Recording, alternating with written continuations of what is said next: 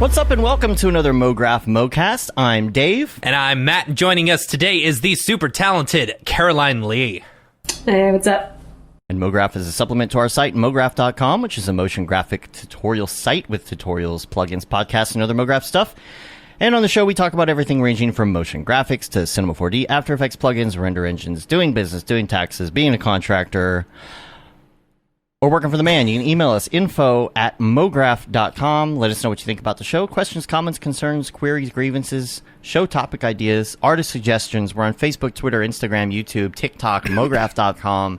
You have a million ways to hit us up and ask us your questions about Mograph and motion graphics, that is, design, After Effects, Cinema 4D, technical questions, artist. It doesn't matter what it is. If you have a show topic idea, if it's super noob and you're scared to write it anyway. If it's super advanced and you don't think we would know it, we probably won't. Write it anyway. But we'll try. Yeah, write it anyway. We'll figure it out. We'll figure it out. We'll give you some bad advice. We don't care. Yep. And that's basically the whole show. Bad advice, right? We will get to Ricardo's questions that were emailed last week. We didn't get to them last week, and we were short on time, and I think we're going to get to them this week. It'll be fun. Wanted to give some updates on a bunch of things going on before we get into the meat of the show here. Yes. This week, we got some camp updates that we wanted to go over. Do you want me to start with that? Number one, new fireside speaker. Let's talk about that. Yes. Okay. So, like I mentioned last week, we unfortunately TJ Kearney had some stuff come up where he had to cancel. Real sad that that he's not going to be able to join us at camp. I know he's bummed as well. But we have replaced him with Austin Shaw. Austin Shaw, super talented motion designer, worked at Savannah College of Art and Design for like 10 years. So really, really talented guy. He's currently, I believe he just started a podcast with Aaron Sorofsky, I believe. Don't quote me on that. Is that whole podcast them? I heard the one episode. I didn't know if it was a regular thing. I'm not 100% sure, but he's a super talented motion designer. He's going to be taking TJ's place for that Thursday night, the first night fireside chat, and it's going to be really good. You know, it'll be great to have someone who's worked within the industry and also taught a whole bunch.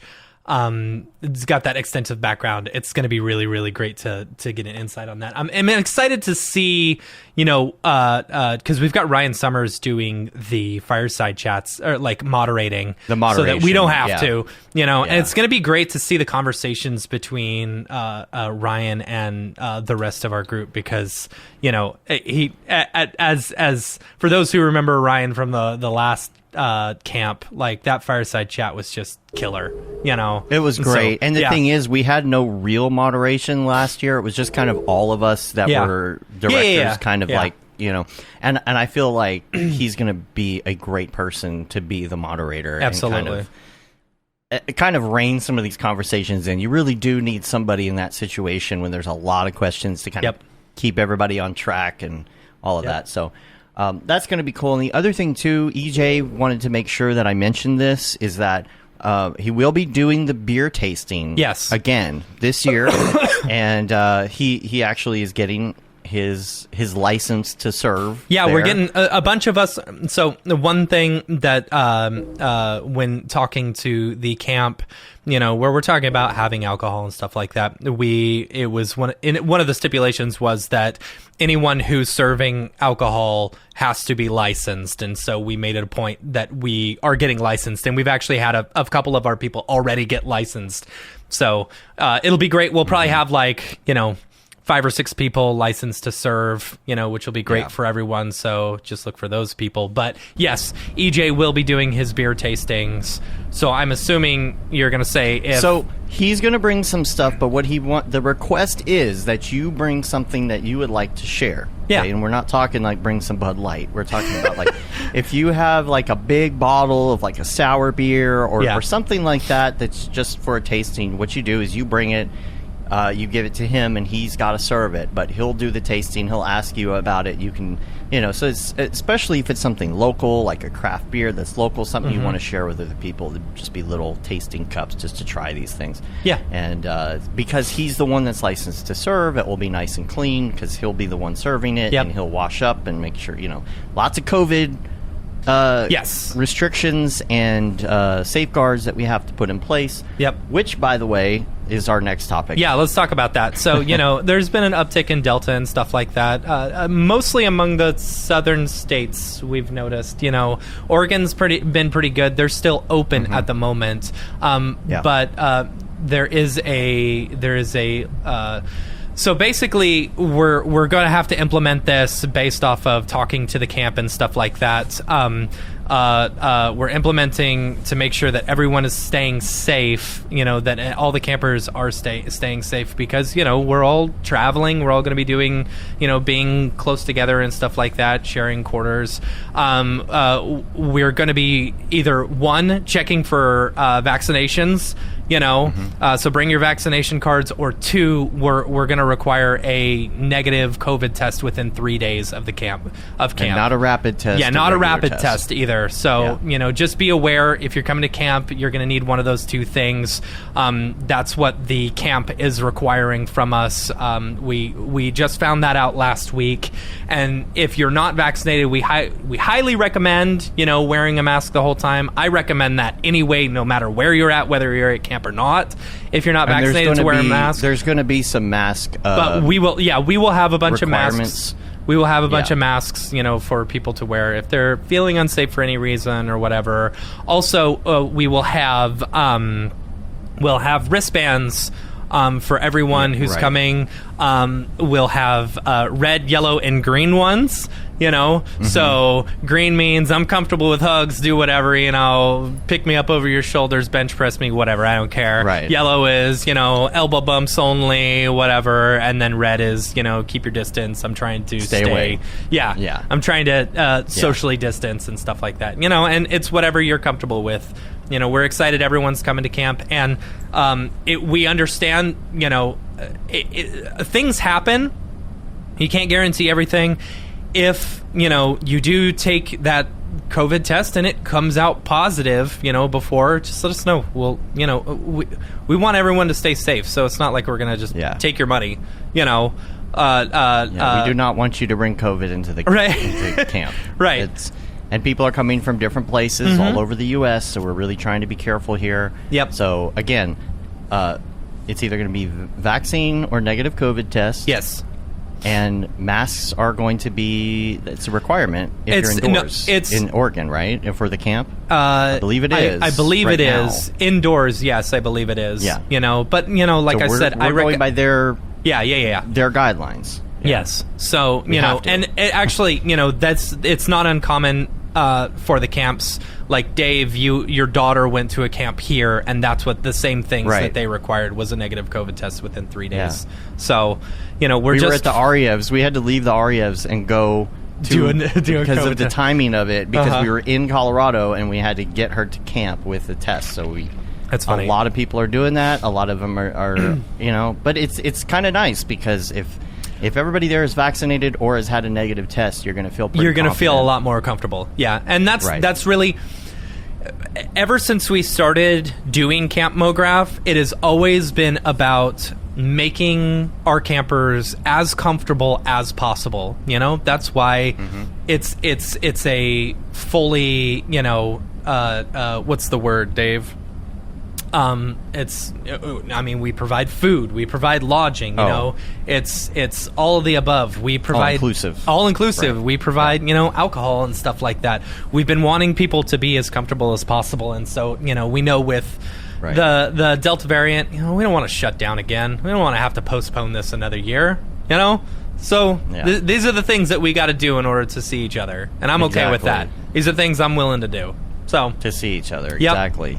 Yeah. So and of course there's a lot of outdoor activity where there's a ton. There's going to be hiking and like hanging out by the fire and stuff like that. And the camp is huge. It's really really big. So to think that there's only going to be I think right now we're at 130 people, which isn't a lot when you spread it out over, a huge thing. So yeah. The biggest things are going to be like, lunch and dinner, breakfast, lunch and dinner, that kind of thing, Yeah, and which there's places outside to sit as well, if you want to do that.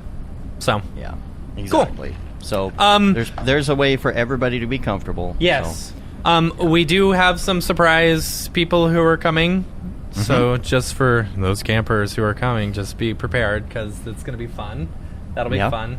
And of course, we could not have camp at all without all of our amazing sponsors. So big shout out to all of our sponsors for camp. Our village sponsors, Maxon, Otoy, and Video Copilot. Big shout out to them. And then our gold sponsors, Minimal Massive, Grayscale Gorilla, and De Facto Sound. And then our bronze sponsors, A Scripts and School of Motion. We're super excited to have all of them on board. They help keep the cost of camp down for all the campers who are coming. So give a big shout out to them.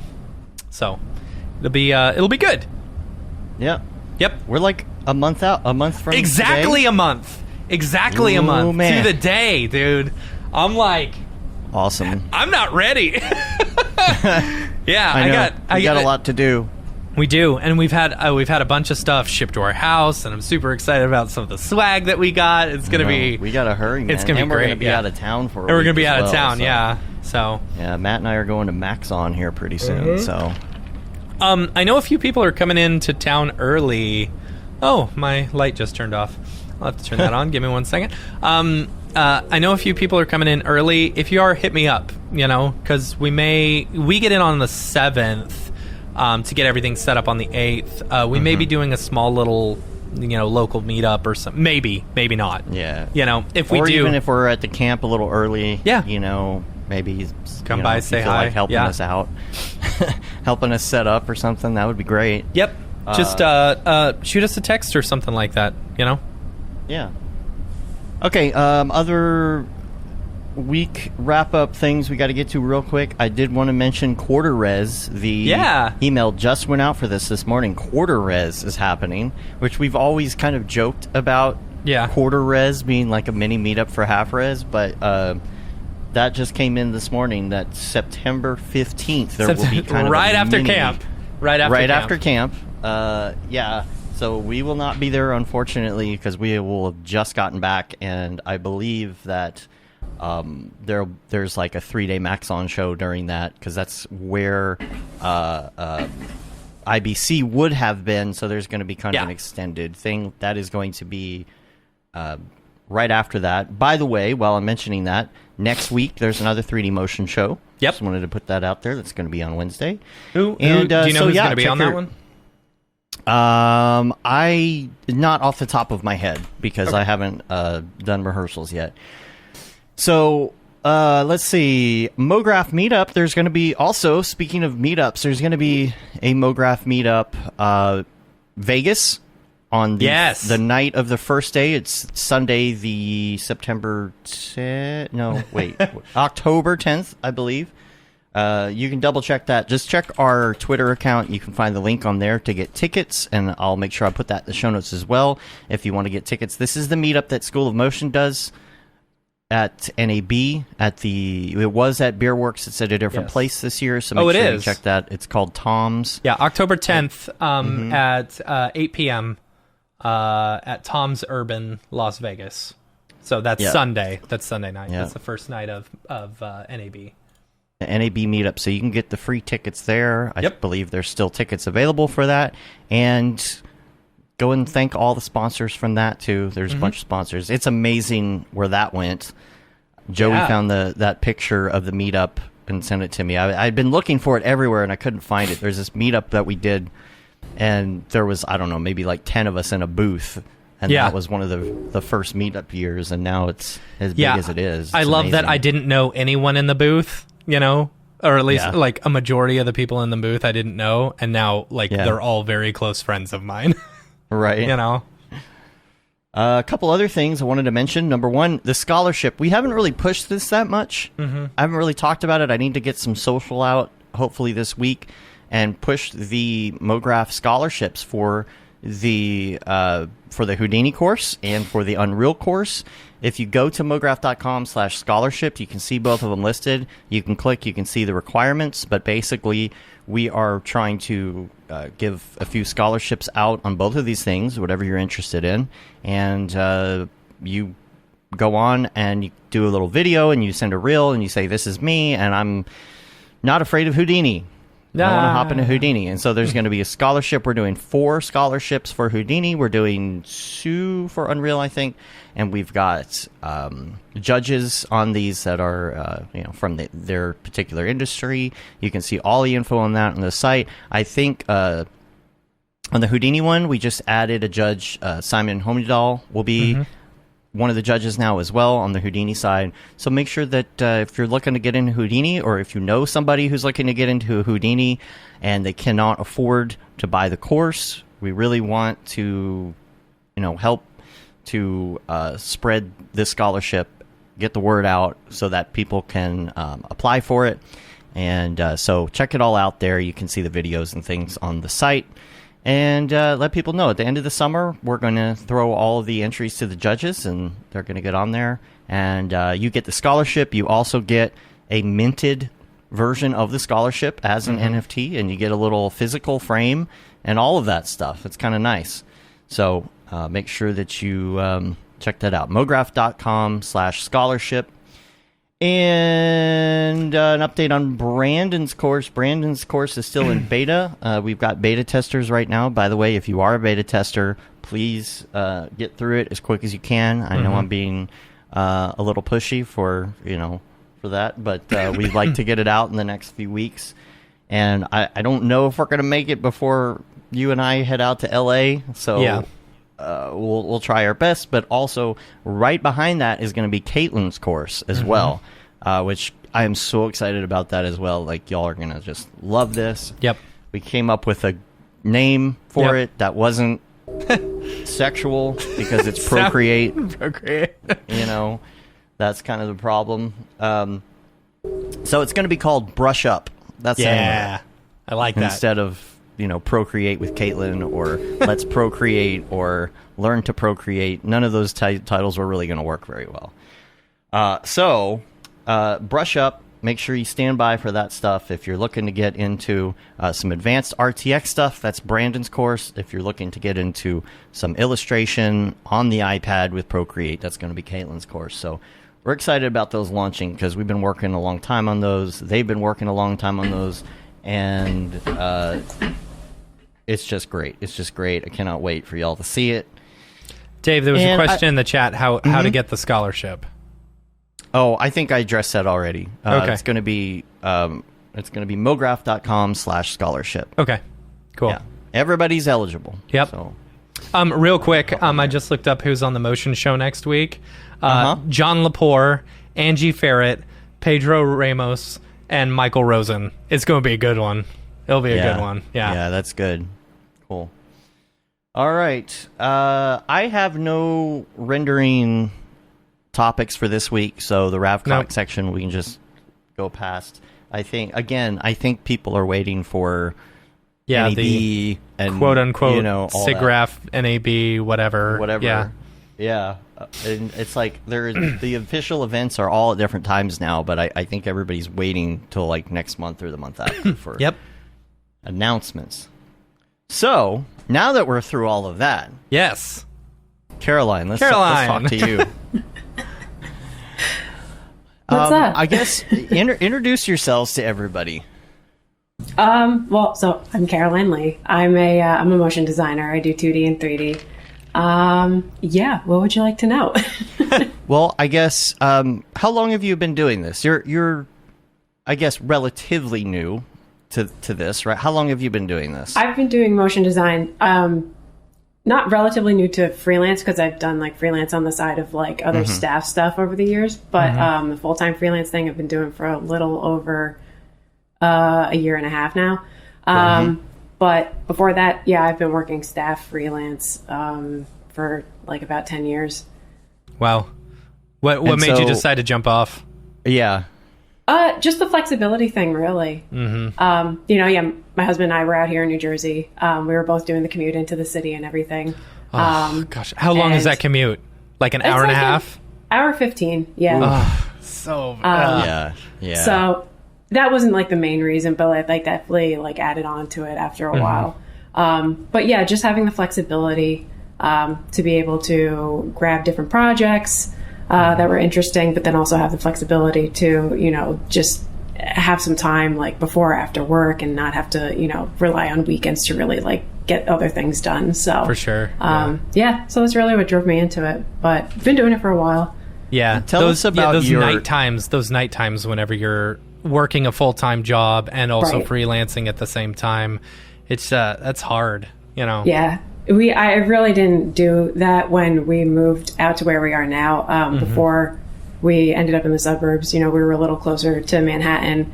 And I was able to take on a little bit more on the side when we were, elsewhere, but it was just really impossible to do that. So I kind of like just went, stuck with the full-time staff stuff at that point. But then really missed like, the opportunities that come along with like freelance gigs of like, like meeting all these different people, working with all these talented, clients and studios and stuff like that. So yeah, totally.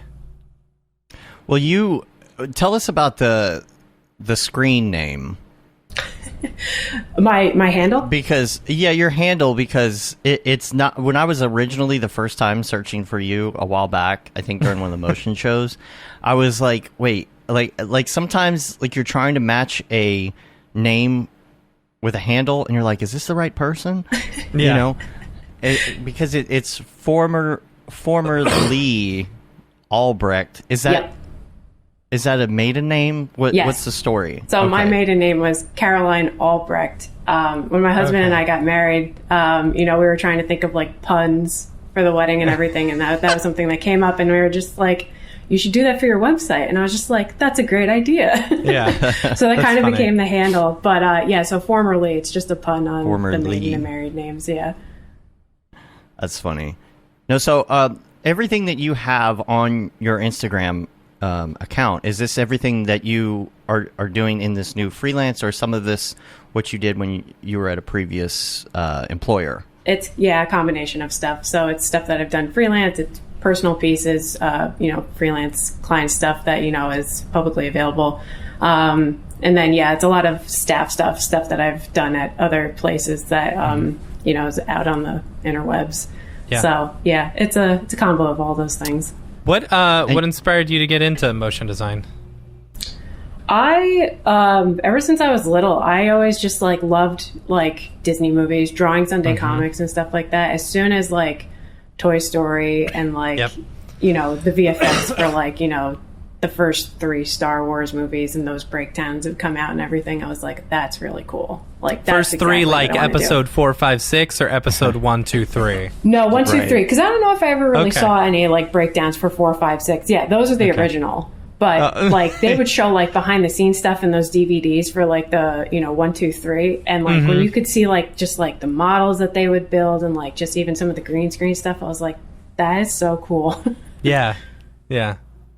And you've done a ton of the, I guess, what would you call them? Like the daily trends. So, like 36 Days of Type. You did the series with all 90. I love the 90s stuff. Yeah, that was this year's.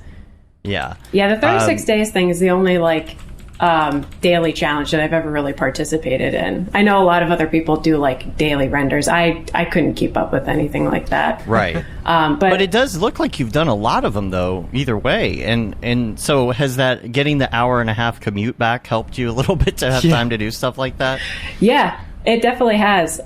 Because, these have been opportunities where it's just like, I don't know, it's fun to like put together a theme and connect with like not even just the Mograph community, like the broader like design and creative community, because there are so many different people who participate in the 36 days challenge.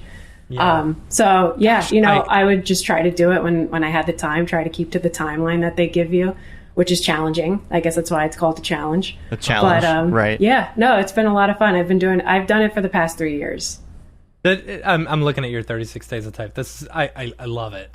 because like, you know, having grown up in the 90s, like you see these letters and I'm like, okay, Fresh Prince of Bel-Air. Oh, Goosebumps. You know, I know exactly. It's good. I like that. No, Jumanji. Yep. Kushball. I love it. That's So cool. where did you go to school? I went to a school called Rensselaer Polytechnic Institute up in upstate New York. Okay. And how- I did study 3D Yeah. animation there. The program itself was called like Electronic Arts or something like that. But yeah, we were really learning how to use Maya back then. Okay. So your first initial jump into 3D was Maya. Yeah. Do you Yeah. what pushed you over to cinema? I'm assuming you're using cinema Yeah. on the reg. only, All right. only using cinema, Yeah. really. Well, I learned all this stuff about Maya for like 4 years, and then literally as soon as I graduated, well, actually, no, that's a lie, not literally right when I graduated, but the first job out of school that I had, you know, we did use Maya. It was, you know, After Effects Maya, and trying to think of what other programs we were using at the time. But it was as soon as I actually moved back to New Jersey. My first job out of school was down in Maryland. When I moved back, that was when a lot of like I ended up in broadcast, and a lot of broadcast companies were using cinema, and I was sort of like, oh, I really need to learn how to use this program. Yeah.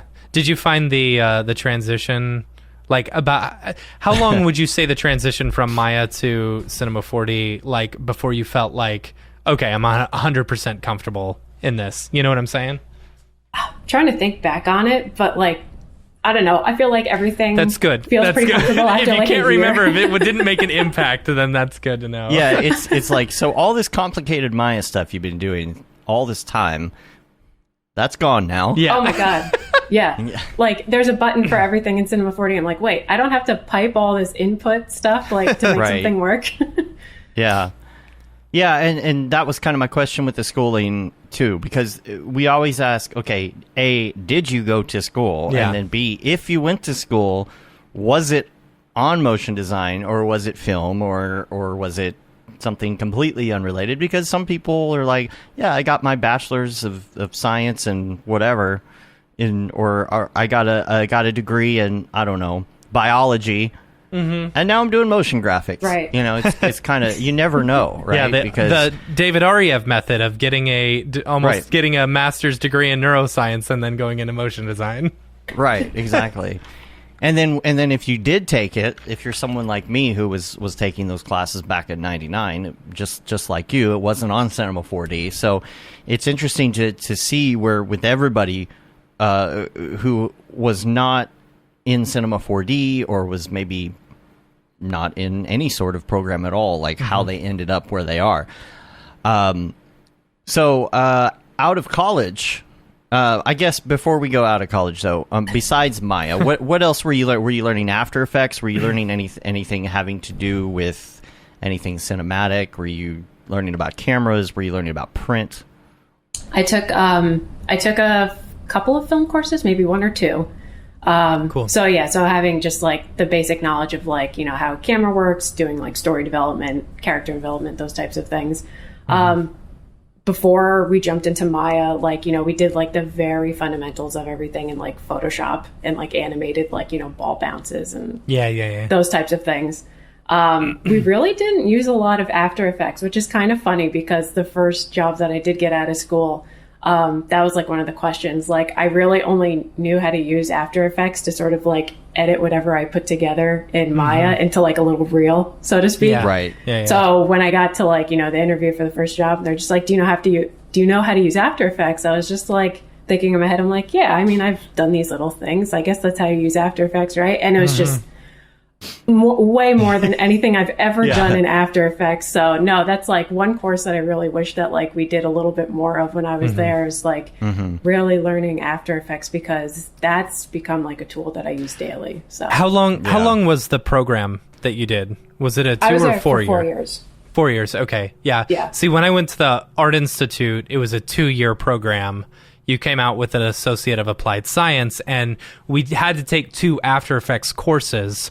But I felt like those courses didn't like the teachers at the Art Institute when I was going there were awful. They were so bad. They were basically former students who couldn't find a job and decided to just teach, right? And so you've got some teachers who you're trying to take After Effects from, and they don't even know the program themselves. It was basically a free-for-all. So, you know, you come out, even though I came out of it having 2 After Effects courses, I still relied heavily on Video Copilot in order to get me where I needed to go, you know? Yeah, so did you learn a lot of Photoshop? Because your type stuff, it's very clean, but it looks like your there's design a lot of is Photoshop excellent involved, right? in all your work. Thank you. Yeah. Yeah, we did a lot of, I want to say that the program that I was in, it wasn't like I went to school for 3D animation specifically, because the program itself really was like, you know, there's a lot of like comm-based classes, there was design-based classes, there was storytelling and art-based classes. So it was just this like whole mix. It was really like whatever you wanted to make of it, you could make of it kind of program. And I just kind of, I don't know, for whatever reason, ever since I was a kid, like I just wanted to be an animator. So I was like, well, I'm going down the 3D path. Like that's what I know what I want to do. Cool. So I did. I took a lot of those Maya courses as a result. Was there a lot of like character classes? I feel like anytime there is like you Maya. hear about someone going into Maya or something like that, it's a like lot of character stuff. Yeah, that the classes are being pushed with characters and stuff like that. Yeah. I mean, we did a fair amount of character stuff. It wasn't like, you know, the program was largely based around like doing character animation, but in order to like understand the technical, you know, parts of the program, that's what we like really did focus on. Like one of the projects I clearly remember was doing like modeling, rigging, skinning, UV wrapping like a character and like doing a character animation.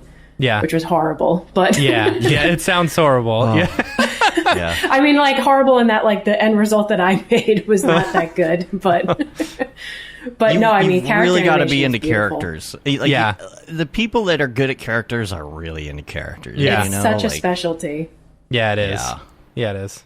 I don't really play around with that at all. Anytime anyone's sort of like, can you do this character animation? I'm like, I could have someone help me out. Right. Right.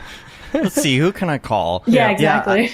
And so you are kind of new to the freelance thing, and you said a year and a half. So was this like right before COVID? After COVID? Yeah. Right before? Yeah. June. January of 2020. That's when it became official. Yeah. It's And then Were such you a hard freaking thing. out around March? Yeah. I wasn't freaking out so much, but I was sort of like, it was just a big question of like, okay, well, when will stuff pick up? Because right before March, you know, there were people who were sort of saying to me like, you know, we're getting budgets approved, you know, we're figuring out production schedules. And then as soon as March hit, everyone was sort of like, we really need to pull back. Yeah, because right. we're really unsure, like, you know, how long this is going to last or how it's going to impact stuff. And I totally understood from the get-go. Oh, And so I was sort of like, all right, you know, well, I don't know. I was sort of just like, I guess in the mindset of like, instead of like kind of waiting for, you know, to see what happens, I was like, let me just use this time to brush up on skills and learn some new stuff if I can. So Totally. that's kind of what I did. Did you, because we found that like that initial March lull, you know, Oh, yeah. there was that. Yeah. And then immediately after there was a huge ramp up, you know, like, did you have the same thing, did you notice the same thing? The summer for me was a little more on the slower side, but towards the end of the summer, things picked up for me. But I've heard other people say what you were saying too, that like March, even April, were a little uncertain. But then as soon as like May hit and production started opening back up, everyone was like crazy swamped again. So Yeah. I find that the summers are normally pretty slow. Like we're relatively slow right now, you know, and then we're going to be ramping up, I'm sure. Yeah. All the Christmas for end stuff. of year stuff. Yeah. Yeah. That's going to be coming. The Christmas stuff wasn't as big last year, but I think it's going to be. I think it's going to be normal huge this year. Yeah. Right. So. Yeah. The reason I brought that up is because I've been thinking a lot about the point that we kind of brought up last week with Brandon, which was, you know, if you weren't building a base in contract work before COVID or even in the last 10 years, it might be a little bit harder because I think if somebody right now is just getting out of school thinking, I want to go into freelance, and they're not looking to get anything in a studio, which for some people I'd say that's probably a good idea to go to studio before freelance if you're fresh. I think a lot of people it's difficult for, and it's very easy if you are fortunate enough to have clients right now to say, oh yeah, business is great, but there's a lot of people who are not in that same boat. There are a lot of motion designers out there. Of course, there's a lot of potential clients as well, so just keep at it. But it is, I'm sure, a lot harder right now during COVID times to get onto that contractor kick, right? Yeah. What advice would you give to people who have either just jumped off, they're thinking about jumping off, maybe they jumped off and they're having problems, maybe possibly getting discouraged?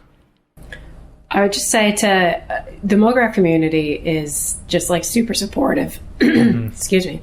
And I feel like, getting to know people in the industry, just like having genuine conversations with people, getting to know other artists, and seeing what people's specialties are and stuff like that, I think is like a great way to sort of introduce yourself to others who might be in the same situation as yourself or have been in the situation that you're in and can offer even more advice. But I found that when I made the transition from staff to full-time freelance, for me, that's what actually really helped. I started, just forming relationships with people online and met some really amazing people since then. Like there's people I haven't met like face to face yet, and I consider them just really good friends from just interacting with them over the past year and a half going through this whole thing. Yeah, half the people in the chat I'm excited to see at Camp Mograph for the first time. Right. Even Winbush. We've never that's so funny. I just realized we've never met Winbush in person. Isn't that crazy? Yeah, I think we're going to try and meet up and say hi when we're in LA in a couple weeks. But I think it's so easy for, like I said, for everyone to say, oh, that's so well and good for Dave and Matt because they've been doing this for a long time, but I haven't. Yeah, but and if they're listening, also what you have to understand, so we've been freelancing for what, 5-6 years, something like that. Well, or full time, 5 or 6 years, and we've only had our really, really successful years probably the past 2 years. Right. Like those have been our best years. Were probably last year and this year. And it could be because of COVID. It might not be. It might just be that we built up enough, rapport with clients and stuff like that to where they're coming back. But, Well, the reason I bring that up though is because, it's hard for it, I can't take I don't really have a list of everybody who listens to the show, right? Especially like iTunes. I have no idea who's listening on iTunes. There's a lot of them. Right. But I wouldn't be able to tell you what's the percentage of people that are contractors and which ones are making a decent living, just getting by and having a decent living. What's that percentage of those people who aren't having as much of a success at it and why, and so that's why I've been thinking about it a lot because I really don't know.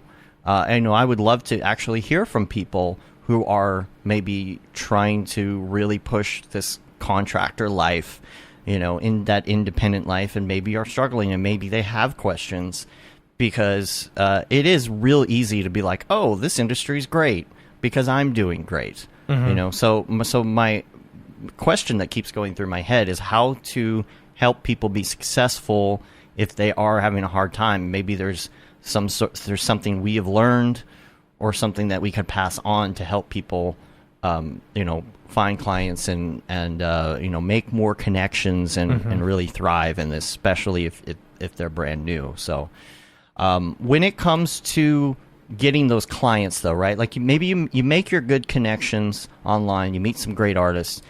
Maybe some of these connections are bringing you some work. They're throwing people your way, or you're collaborating on things. But when did you start putting your stuff out there on Instagram, Twitter, wherever that is. Were you putting things out while you were still at a company, or did you kind of say, hey, I've got to get a social media presence? I feel like I was a late bloomer to like all the social media stuff. So when I was like staff working at places, even like, staff at places, and then if I was doing was able to do freelance and doing that on the side, I wasn't really posting anything because like, I was just like busy, taking care of stuff that was going on at work and stuff like that. It wasn't until at one of my last staff gigs that one of my coworkers, she was this very talented illustrator, and she had a like professional account for her illustrative stuff. And, she was the one who kind of convinced me to like, create like a separate like business profile, so to speak, for like my artwork. And I had never really put anything like that out there other than like my website. And so sort of like, all right, what the heck? I guess this is what everyone's doing. So yeah. So I did it. So I started out on Instagram posting stuff that like, I knew I was able to share that had like wrapped up from the staff places that I was working at, and, giving credit where credit was due and everything.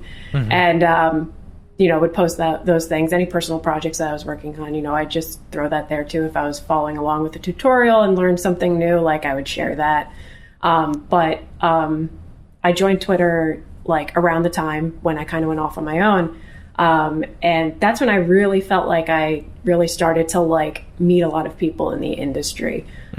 Because for me, at least, sharing work on Instagram, was kind of just like a mini portfolio, so to speak. You really didn't get to like feel like that camaraderie or community until I got onto Twitter.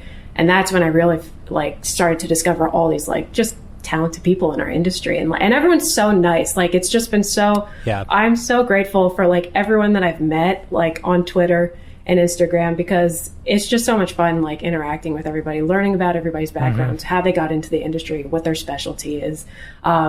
Because there have been times when I haven't been able to take on jobs, and I just kind of through knowing people I've been like, oh, well, I know I can't do this for you right now, but I know somebody else who specializes in this, and I'd be happy to give you their contact information. Right. Absolutely. So, yeah. Do you feel like the social media presence is more valuable from a networking point of view, or from like a getting clients point of view? Because me personally, I don't feel like we've gotten a lot of clients from the social media posts, but from other people in the industry who have seen those social media posts. Yeah. I feel like maybe for me, it's like 50-50. Like I would say that in regards to getting client stuff, it's just like a snowball effect. Like if somebody discovers you there and you do a good job, then that could, just become then a word of mouth sort of like, generator type of thing. But really, I feel like I, use social media for the community part, just to interact with other people. Are you on any Slack groups or Discords or anything? Or is it exclusively Twitter? No, I'm on Discord. So Discord I'm like relatively new to too. So who is it? James and Alex, they introduced me to Pixel People. So I'm on the Discord Pixel Peoples group. That's cool. And they have a lot of like great channels that I participate in there. Slack, I would say that like, any job that I'm working on, if I'm like helping out a studio, like I'll be a part of their Slacks temporarily, but like larger Slack communities, trying to think like I've dipped in and out of like Grayscale Gorillas every once in a while, the Futures every once in a while. Sure. They just have like a ton of channels. Yeah, I got to add you to ours to dip in and out of. Yeah, there we go. Yeah. There's a lot of people in there. Yeah, we got like 1,000 people, and maybe 20 people, 50 people actually talk all the time. It's more than that. And actually what's funny is I get these little reports, and I'll look in there. There's a lot of it doesn't show you what they are, obviously, but it does show you like the activity in private messages. And I think it's really really easy to, what's the word I'm looking for? Anyway, I look at these and I break down the numbers, and I look and say, okay, where is it compared to other months and all of that, and where are the dips? Because it kind of gives me an understanding of like where the industry is, I think, especially when you look and you see the dips that happen in the summer. Because it's like, okay, everybody's slow in the summer because you see like everyone's on vacation, they're logged out, whatever. But I'm noticing that like the amount of messages that flow through DMs in our Slack is very high. And I think what's going on is a lot of these relationships are happening in the Slack, and then people start doing business. Yeah. In direct messages. There are some days where I'm looking at our analytics right now for the Slack, and there are some days where there are more direct messages sent than actual messages sent in all of our channels in the Slack. It's interesting. So I'm assuming what's going on there in those direct messages is that people are actually connecting to the point where they're able to do business. So that's nice. Something that Pedro said in the chat was we were talking about the and I'll have to look at he's on Twitch for some reason. So I lost the thing, but he said what is considered success? What is considered success in our industry? Is it work-life balance? Is it making a living? What is it? And I think different people have different answers to that. But what would you say that quote-unquote success would be for you as a contractor? I mean, I don't know if this is cliche to say or not, but I would say it's happiness. What brings you happiness? Is it having a enormous amount of wealth? Is it having work-life balance? Is it having, I don't know, a million vacation homes? I'm just spitballing here. I mean, can it be all of the above? Or it could be all of the above. Exactly. So, I think it really comes down to what makes you happy. For me, it's, spending time with my husband. It's spending time with our families and friends and vacationing. And I love what I do for a living. I love motion design. I tell him all the time, I was just I can't see myself doing anything else. I see myself doing this for a really long time. And so so even just motion design makes me happy. Working on projects with great groups of people makes me happy. So I agree. Yeah, that's what it is for me. But I know that is such a loaded question, and it could be different for everybody. Right. Yeah, I saw this really stupid little quote at Jimmy John's yesterday that says what is success or something like that, and it said success is how your kids will talk about you. And I'm like, yeah, but what if you're a great parent and your kids actually just hate you? What if they're spoiled brats? Is that success? No. You're what if my kid's an asshole? Yeah, exactly. Yeah. Hey, I'm gonna run to the restroom real quick. Sorry. Okay, wish you would. There's a lot of quotes. It's really funny because sometimes those cheesy quotes are actually they actually are helpful. For sure. In a weird way, you're I know this is cornball, but right. One of I got this thing on Etsy or somewhere.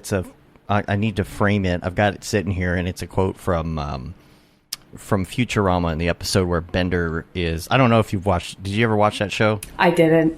No. There's an episode where Bender is floating through space for some reason. I don't remember how he got there, but he's lost in outer space, and this whole society evolves and forms on his belly. This little mini society, and he's their god, and the whole society ends up crumbling, and he's by himself floating through space, and he meets this nebula that may or may not be God or something. I don't know what it is, but the quote is, and I can't see it from here, so I've got to look it up to say it exactly because I don't want to get it wrong. If you do everything, hold on. Just on the fly here. I'm going to look this up. When you do things right, people won't be sure you've done anything at all. I had to make sure I got that exactly right. When you do things right, people won't be sure you've done anything at all. And that's, to me, I want that on my gravestone, seriously. But that's one of those quotes to me that's always been inspirational, even though it's a little cornball. And something else that's kind of cornball and kind of self-help-ish or whatever is somebody on TikTok the other day was saying, when you want to talk about success and you want to talk about happiness, the first thing you do is imagine yourself walks through the door right now, and it's maybe a future version of yourself, and they are the best version of yourself, and they're going to tell you all about what that best version of their self is, what would they say? You know, when that person walks through the door, the best version of you, they're successful. Well, why are they successful? They're in shape. Oh, they're in shape. Okay, so obviously that's something you want to concentrate on. And I know it's like super corny, right? Just to think about that, but it really did make me stop and think. That's what I'm striving for, right? Absolutely. But sometimes you don't think about that. You get lost in your day to day, and you forget what your goal is. So measuring success can be so weird. For sure. Something else Pedro said too is it work-life balance? Is that what it is? And like you said, is it happiness? There's so many ways to measure it. For me, it's about being comfortable, paying the bills. You know, it's not necessarily, if I had 10 vacation houses, I would consider that successful as well. However, these days, in these times, in COVID times, all I really want is to be able to pay the bills. Exactly. That's really it right now, right? Exactly. Has it been successful for you in that way? Are you feeling like you're able to kind of balance things? Is there more work involved as a contractor? There's definitely more work involved. There's the administrative end of it. There's the creative end of it. I actually like both sides of it. So, Same. Kind of the whole entrepreneurial pursuit of the whole thing too is like just really fascinating to me. I love learning about how to sort of like, establish yourself as a business, but also doing the creative. I love designing and I love storytelling. I think we live in a world where we have however many people are on this planet, that many stories, like unique stories, that everybody's got a story to tell. So I like both sides of it, but it is a lot of work. And, I think for myself, the way that I really try to structure it down so that I don't burn out and can still enjoy work-life balance is like, I really just try my best to prioritize things. And I take productivity, I really try to make that an important part of what I'm trying to do day to day, week by week, month by month, year by year. Because there's some people who really don't like the administrative side of it Yeah, at all. I'm sure. And if you're going to be a contractor, you're going to have to deal with that. And you're going to have to deal with...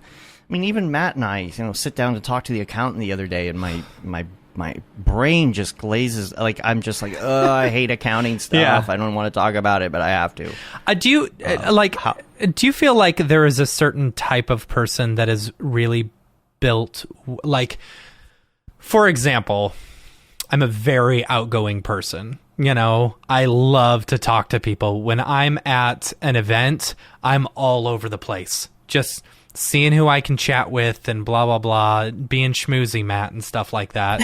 And it's like, do you think there's a certain type of person that does well as a freelancer because they're a bit more outgoing or a bit more, willing to jump extroverted. Extroverted, right? Yeah, kind of, versus like, I don't know, like, are extroverted people more successful? That's not what I'm trying to say. Is that the question you're trying to ask? Kind of. It's like, something like that. I feel like it's a combination of both, though, because I feel like, if you formed relationships with people in the past, right, and you're more introverted in general, but you do beautiful work, and people know you because of that beautiful work. It doesn't matter whether you're introverted or extroverted. Like, you're going to be known for, like, this person did a good job, they helped me out, gave me peace of mind, like, they're valuable to me. Yeah. And there's also the extroverted introvert. Right. I would consider myself that. I can I see feel like I that. fall in I that category, don't want too. to talk to anybody. Yeah. You're very quiet when we're out at meetups and stuff like that, but you get you on the show or you get you in front of a microphone, like, you are talking nonstop. You get a couple beers in me, then I'll just go off. Yeah. No filter. Hashtag no filter. Yeah. Okay, so when it comes to accounting, when it comes to administrative stuff. You like that. What advice would you give to people who are starting out, also maybe don't like doing that kind of stuff? Where are some good resources? Like, how did you learn to do bookkeeping, invoicing, that kind of thing? Is it like the rest of us who just seat of our pants, or? Yeah, it's a combination of seat of the pants, but also like learning from all the resources that are out on the internet too. There is so much that you can just pull up that exists out there for free. Like the future has been like such a resource over the past few years, learning new things from Chris and all the guys over there. Have Haley you read at Motion Hatch, Have you read Kornman's book? Joey Kornman's book? From School of Motion. Yeah. Another great, that's a huge resource. Yeah. All of these things. And then just like books that I've read over the years. One book that like really helped with productivity a lot was The One Thing by Gary Keller. And he always talks about, like plot out, like what your aspirations and goals are for the years from now. And, take, the one big thing that you can do today to sort of push you towards that. And I try to do that one step further, day to day with tasks of sort of like saying, okay, what are the 3 things that I would love to get done today if I can? But within those 3 things, what is the most important thing for me to get done today? And then the rest I can move off to tomorrow if I have to do that. And I use this thing called, it's from Intelligent Change. It's called a productivity planner. And so that's how I sort of like manually do it for myself. But still using Gary Keller's concept of like, okay, just maximize each day as best as you can so that you're not burning yourself out, but you're still working towards your goals. I like that. It's similar to envisioning that future version of yourself walking through the door. Yeah. In that, what your goals are, because you're gonna see that person, obviously. Jeff says, Gary V's book, Crush It. That's a good one. That's a quick read. It's only like 90 pages or something, right? Like, that's a good one. That was super motivational for me. I know that like the self-help space and all that can get a little corny, cheeseball, a little bit unproductive, I think sometimes. It's almost like if you watch and listen to too much productivity, business, inspirational, like it's almost overkill. Yeah. For sure. You kind of start hearing the same things over and over again. But there is a bit of that. I think that if you have it in the right doses, it's very helpful.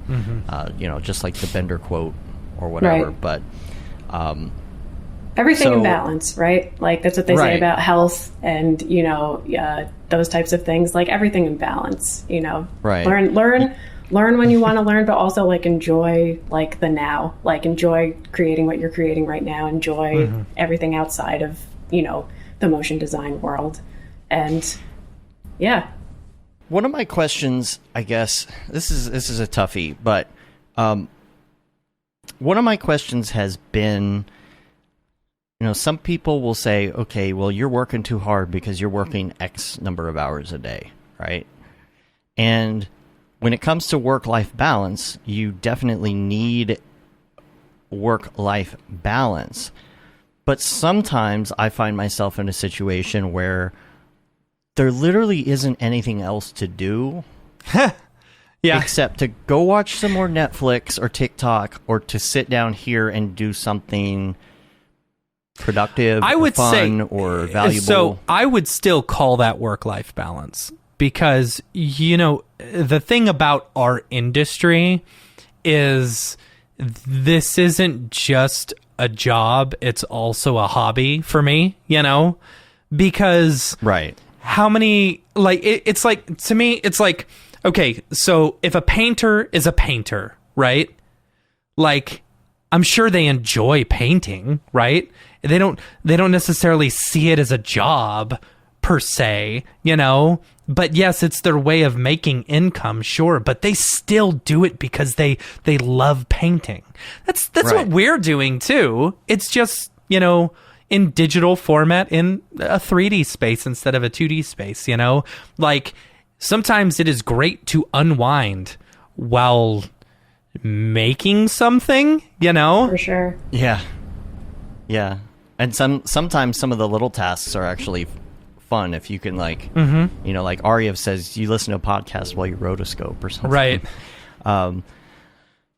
But I think a lot of people will either measure if you're working too much or if you're working not enough based on the amount of hours you're spending. And I think it's not as cut and dry as the amount of hours you're spending. Right. So, right. like, the fact that I probably average 12 to 15 hours a day working, quote unquote working. Yeah. I mean, sitting at the desk doing something, right? Is because I choose to do that, right? And I would hope that nobody would ever feel like, oh, well, he's working all of these hours and I'm not, so therefore I'm not doing enough. No, if you have something you should be doing and you're not working, that's understandable, right? Like I would not say like, oh, you only work 8 hours a day and you cut it off at 4 or 5 o'clock in the afternoon. Well, you're not working hard enough. Right. Like for some people, work-life balance is 5 hours a day of work and then the rest, you know. Right. Yeah, but it's about what you're doing in that time. And then after all of that comes out in the wash, it's about, are you happy? You know, I enjoy if there's nothing to do and my choice is I'm either going to sit on the couch or in bed and watch Netflix and TikTok, or I could go do that. If those are my only choices at the time, I'm going to most likely pick this unless I'm super exhausted or something. So I'm going to go up here and I'm going to work on this. I'm going to go open Photoshop. I'm going to go learn. I'm going to do a tutorial. I'm going to go look at my to-do list and see if there's anything that I could knock out now. I'm going to go try and organize my to-do list, and that's all I'm going to do. So at least my brain is like, you know what? Everything's in order for tomorrow. Yeah. Ronaldo in the chat says, agreed. I watch tutorials / explore new software when I relax, and my girlfriend hates it. Right. It's true. That's kind of what I'm getting at. Like, if that's your thing and that's what you're loving, then that's perfect, you know, and that's what you're there for. Now, if you're working 15 hours a day and you hate it and you're exhausted, well, then obviously it's not the same thing for you. And that's why I'm saying, like, you shouldn't feel bad. It's like, well, you're going to go, I'm only working 8 hours a day that I hate. If I'm not working 10 to 15 hours a day that I hate, then maybe then I'm doing better. Like, I would hope that everybody in this industry is doing what they want to do. Yeah. And they're here because this is what they like to do. Yeah. I think it's a little different if you go to an industry like, I don't know. Accounting? Maybe, but some my people brother's like an accountant. Yeah, he hates it. He hates and it. he only started. He just got his master's in accounting, went into accounting, and he's like, I don't really like accounting. You know, here's the thing. I'm pretty sure that most people that get into this industry because they realize that they like it, right? They might be in another industry. They're like, man, this Photoshop thing, the Cinema 4D thing is pretty fun. I think that's why in our industry, most people that are doing this actually like it. But then you got the people that go to school for accounting. They're like, well, I spent all this money in 4 years in college and I don't like this, but I got to do it now because I'm locked in. All that to say, I don't even know where all this is going, but hopefully everybody is able to do what they love, make a living. Pedro says success means rendering a sequence long enough that it allows you to do the laundry. I love that. That's true. That's true. I don't know if I went any. I don't know if I helped anybody with that rant, but yeah, you know, if there's any advice that I could give, it would be to check out Pepsi Zero Sugar Mango. Gross. That sounds so disgusting. It's better than you think. I wish Pepsi would just keep Mountain Dew Zero in stock. They can't seem to keep it in stock. It's the best thing I've ever drank. Anyway. Back to you, Caroline. All right, so we've covered a lot of the work-life balance stuff, I think. Have you done any like talk about your works like and personal work or like shorts or anything like that? I work on personal stuff when I have the time, but it comes few and far between. Recently, so it's like every little minute that I can dedicate to it. Well, it's like what we were just talking about though too, right? Like I want to dedicate time to, you know, some personal pieces, but at the same time, you know, yeah, there's administrative stuff to take care of, or like set Right. stuff up for like a client gig for the following week or something like that. Sure. So Do you break it up? Like, do you have like a structured time and say like, this is admin time, this is work time, this is daily time? yeah, so when I'm on a client gig, like most of that time is dedicated to, helping them out and getting their stuff out the door. Every Sunday, like in the morning, I'll wake up a little early and I'll just sort of plan my week out. I don't know if that's like super OCD, but it just really helps me set my week up.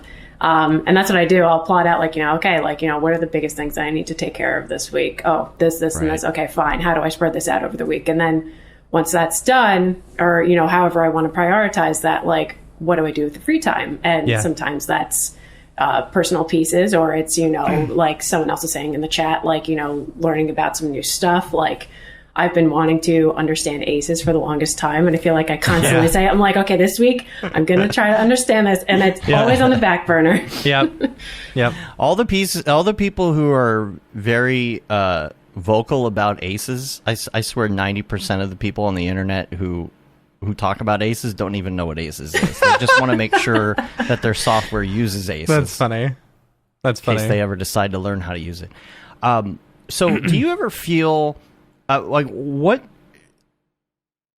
do you ever feel like if you're not working on a client thing during the day that it feels off? This is like really weird to me. I don't know if you feel the same way, and I'll ask the chat this too. Let's say that you get up at 9 or 10 a.m. and it's quote unquote business hours, right, for the rest of the world. Do you feel like if you decide to do a daily that morning that you're like not working because it's like the wrong time to be doing it? I don't think or is so. it just me? I don't know. Yeah. I don't think so. I mean, as long as it's like helping you learn something new, or it's something that you just like really wanted to do and like just express something, then, I guess, what do you label work necessarily, right? I think that maybe it comes down to that. But, no, I really, if I'm not on a client gig, like during the week, I know that I have stuff that is like keeping me busy. Again, helping me figure out okay, I want to create this thing by such and such date. So let me put in some time this week. And like, it still feels like a regular work day. Mm-hmm. I could It's not weird. imagine doing a daily first thing in the morning. Gosh, like my brain just does. Like, I feel like if I'm going to do a daily, I almost have to, it has to start like after lunch, Or like, in the my brain evening, has like, to for get some moving reason. and stuff like that. Isn't that weird? Like, Yeah. I know that it's like that it's all arbitrary. Time is time. It's like there's only so much of it, and you can only work. You're either going to do a 4-hour daily here, or you're going to do it here. But I don't know why I feel like I just cannot get up in the morning and work on something creative. It's email, and it's almost like you Zoom see calls. people posting his dailies at like 11:30 at night. Because like doing a daily at 9 a.m. might be there's too like much. no real reason for it, except that's just how society decided how it is that you're gonna do work during the. I don't know. I don't know why I feel that way, but it's so hard for me even to do a tutorial. And say, oh, you're gonna do this tutorial on Tuesday at 3 p.m. Right? Like, what? Yeah. Even though you do schedule those. I do schedule, And I you have to ignore- schedule them in order to do them. Yeah. For the most part, I do them. It's just that the problem is, again, it comes back to like how my brain thinks about these things. Where if I had a tutorial scheduled for Tuesday at 3, a client thing comes along, and my brain says, you know what? This is a client thing. It's more important. It's during the day. You should not be working on a tutorial at 3 p.m. You need to move that to tonight, and you look at it tonight, and you email those people back at 3 p.m. instead. Or, a meeting comes up, and I purposely move that thing. I don't know why my brain feels like certain things have higher priority. Do you feel like that is the case, or would you stay the course and do that tutorial at 3 and take care of the client at 6 p.m.? I would probably take care of the client thing too, like you were saying. Just because, like like you were saying, I would prioritize it over the tutorial. Because when somebody sends you an email, you know what their expectation is, right? Right. It's like, this person is going to read my email in 5 minutes, and they're going to email me back 5 minutes later. That's their expectation, right? You assume that's what a client's expectation You would hope. is. Because what happens if you don't? If somebody emails you at noon and you don't answer them by the end of the business day, what's going to go through their head the next day? Oh, they didn't get my email, or they didn't read my email, or they don't care enough because they didn't check their email, right? And it's a hard thing to let go of. And say, an example, Matt and I got an email cold call Friday at 3 p.m. They answered back after I emailed them back in 5 minutes, but I didn't answer them until this morning. I didn't get back to them on that until this morning. Like, it is so hard to take that part of my brain that's saying, you need to answer this by the end of the day, or else the whole thing's you're gonna blow the deal. Yeah, like, gosh, it's so tough. Are the people on the other end of the conversation really that anal, or is it all in my head? It's probably all in your head. And if they are that anal, you don't want to work with them anyway. Right. Right? Yeah. Yeah. I stress because I care. Yeah. I don't know. There's just these random things that, like, I'm a motion designer. All these random things go through my head. Sometimes I wonder if other people feel the same way. I'm sure they do. You know? I'm sure they do. We all have these worries. We're all going through the COVID thing. We're all sitting in front of our computers every day thinking, when is this going to end? Yep. When am I going to get to go to a meetup? Yep. Again. Yep. And, there's all these, I feel like, internal struggles that every single person in our industry right now is dealing with. Yep. You know, because you've got what's going on in the world, you got what's going on in your personal life, you got what's going on in the Mograph industry, and then you open Instagram, and everybody somehow managed to do a daily yesterday. Yeah. Except for you. You know, it's like, what a loser. Right. And that goes through your head, right? Yeah. Yeah. But what you have to understand also, you know, they also didn't post a TikTok for Mograph.com, or, you know, edit a little bit of a course for Mograph.com, or, you know. Right, but in general, it's like, not that I don't know, it's just that feeling still comes up. Do you get that? Do you get that feeling when you open Instagram and you see other people's art? Like, not FOMO. What am I looking for? No, I was talking to Nick this morning. I was like, Nick, I should start doing NFTs again. You know, because like I enjoyed like, as stressful as it was to like feel like, oh man, I need to hop on this train. You know, now that feeling's over, it's like now I'm not thinking, oh, I should do a daily. I think to myself, oh, I should do something, make some art again. And sell it as an NFT, sure. Some art that means something. Yeah, exactly. Yeah. You know? Like, that's the part of me that's in my brain. And I'm asking the audience, and I'm asking rhetorically, kind of, but I'm also asking you, Caroline, like, how do you feel when you see the feeds? Do you get that feeling like, oh, I need to be doing more dailies, or just more work in general? Yeah, I definitely get that? I feel like at the end of the day when I like log off, you know, it's a bad habit, but you know, I'm sure at the end of the day I'm sort of like, time to jump on my phone while I'm watching TV. So it's like screen after screen. Right. Yep. But you know, you hop on your phone and you're like just kind of checking in with like, well, what's been going on today? And you see all this like amazing art and you're sort of like, oh my God, I need to keep up with this and this. I constantly feel like I'm behind. Like I feel like I'm always playing catch up, which is fine because I guess it's like a little motivational in a way. But at the same time, it's like, you're like, wow, like I need to like learn how to do this and I need to learn this and I need to create more artwork. But then I've recently, you know, over the past year, just been like, you know what, like have come to understand that, especially Instagram, it's such a highlight reel of like it is, what everyone's doing. And so you have to kind of remind yourself that like everyone's just posting their best. And who knows when they created that, or who knows like what they've been doing today.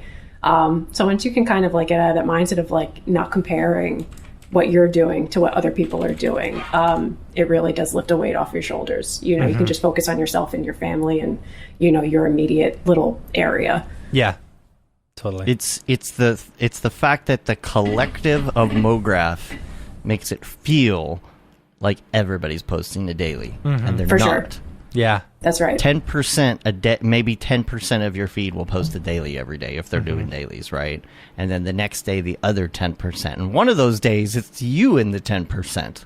Right. But it makes it feel like all the dailies are happening every day. It's so hard. It's so hard to just release that. And I'm not really big into doing dailies anymore, but it's just like, I think maybe just learning in general, right? Right. I'm not going to ask how old you are, but something else that is on my mind is, where does this go in the future? Where, you know, like Ryan Summers said at Camp Mograph last year, you know, nobody's retired from Mograph yet, so we don't know what that looks like. Of course, now we kind of know what it could look like. Thanks, people. Yeah. Well, here's the thing. I was talking to Mike the other day, and it's like, tell him, oh my gosh, tell him what he said. So funny. This is so funny. So when I sold my Beeple, you know, for a fair amount of money, right? Okay. Him and I were chatting on Messenger, and he goes, "I better not see you rolling up in some new Tesla or something like that," you know? And so I was chatting with him, you know, and I was like, "Dude, I'm building a pool." And he's like, "What? I am going to kick you in the crotch next time I see you. I told you not to do that." I said, "Yeah, dude, but don't worry. Like, it's not like I'm in debt or anything. I don't have any debt, you know?" He's like, "You're supposed to save that money."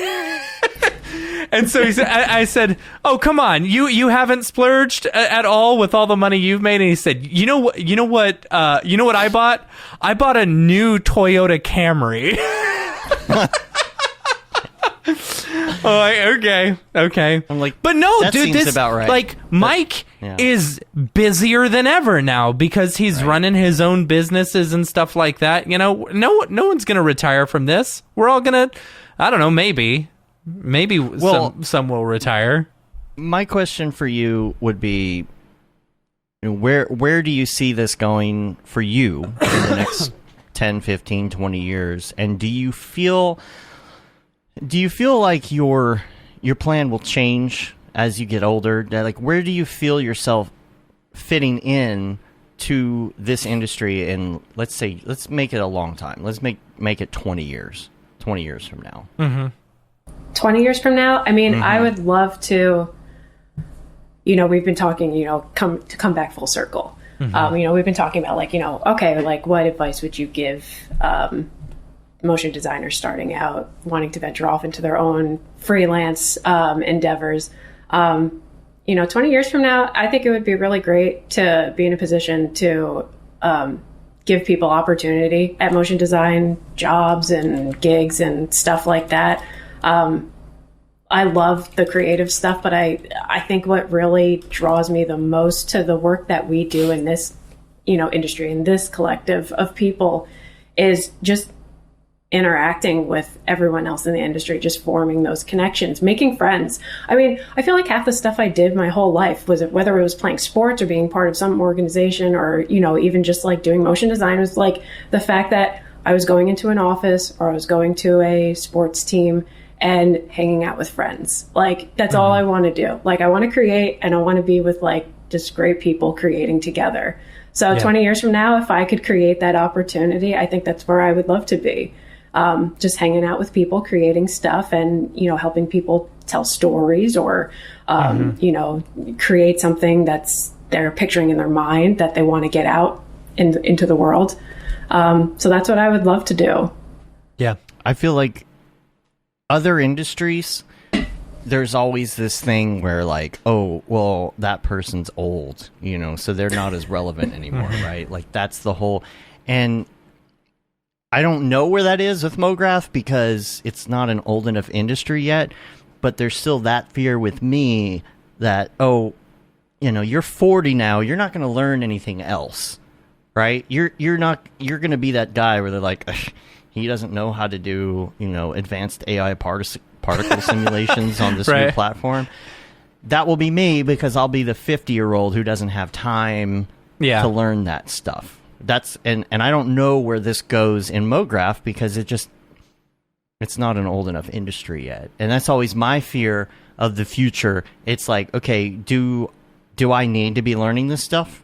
Do I need to be learning this new thing on the side or whatever it is to keep up? Or is what I'm doing enough because I'm going this other route and it's irrelevant at this point, right? Maybe if I need to do advanced AI particle simulations, I can just call up somebody else. Yeah. Do I need to learn Unreal? Do I need to, And so that's why I bring up the age thing, because sometimes it's like, am I going to be cut out for this in 10 years, 15 years, 20 years? Yeah. Yeah. So anyway, we're just going off on tangents left and right, because we had like nothing listed for topics, What projects are you working on right now, like moving forward? Do you have are you doing a short? Are you looking to get into NFTs? Are you going to work on do you have any projects that you can talk about that are coming up? And I'll be right back. I use the restroom as well. I'm trying to think projects that are coming up. I don't know off the top of my head whether I can talk about them or not. Yeah. But one thing that there's one project that I've been working on whenever I've had the free time. I love title design. I'm sure like every other motion designer in this industry loves it too. And so like that's like a dream job of mine, is to like work on like one in film, or for a Netflix show, or a comedian special on Netflix or something. I love those comedy specials that they always have.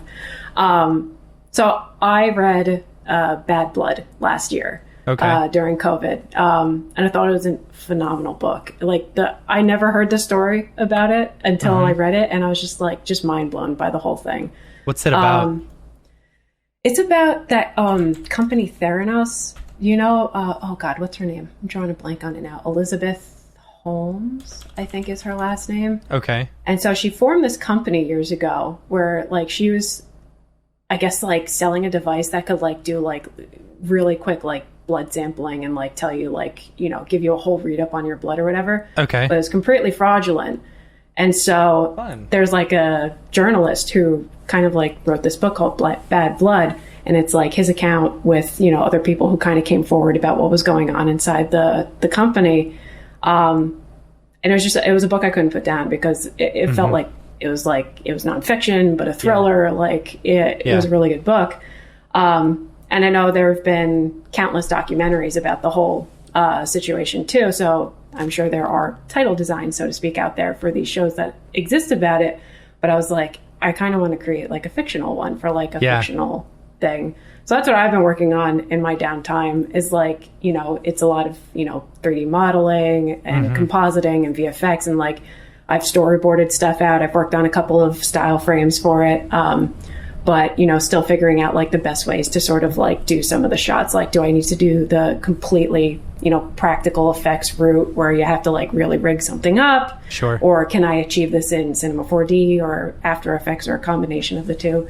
So that's what I'm working on in between client stuff and, everything else. Let me ask you this. How long, when you got out of college and you went to work in broadcast, how long were you working in broadcast?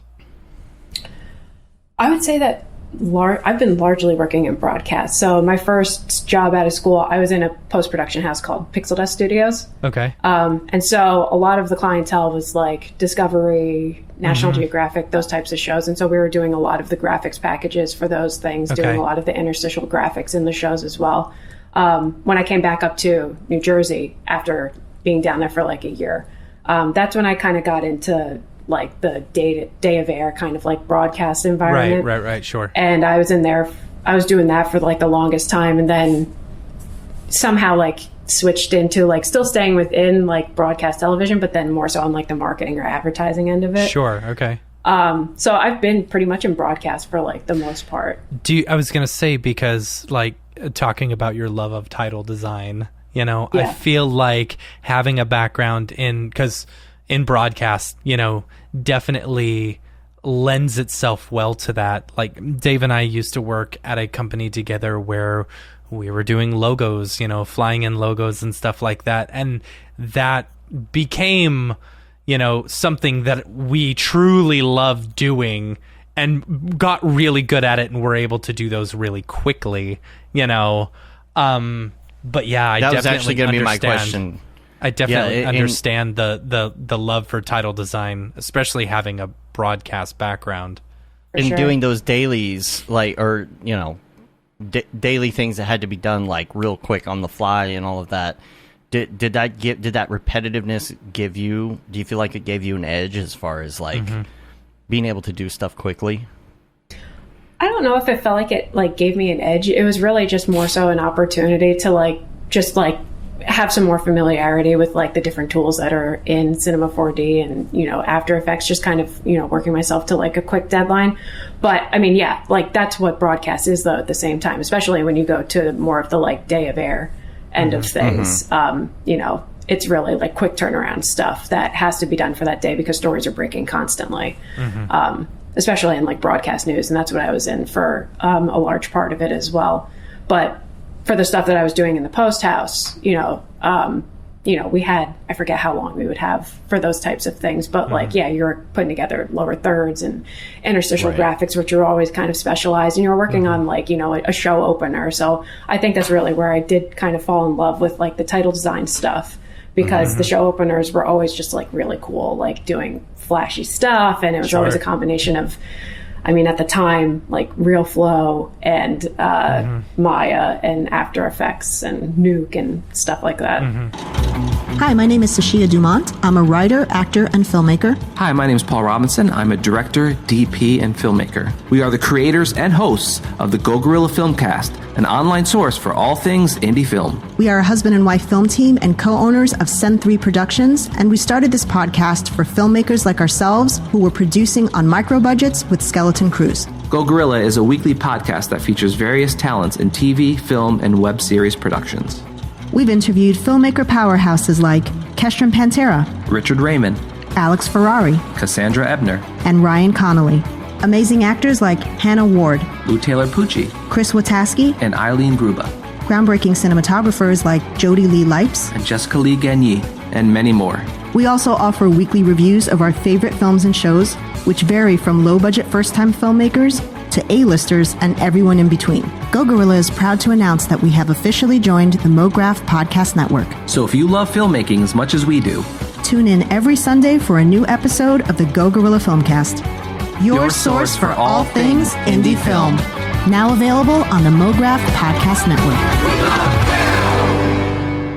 I feel like the fast-paced stuff has really helped me in the past to really just, what tools you can use. Like if you're doing a fast-paced thing and you got to do something you've never done before, like I don't know, you got to do like a liquid sim or something, that's not going to fly, right? It's like, no, this is day of, it's not time to learn something new, you gotta go.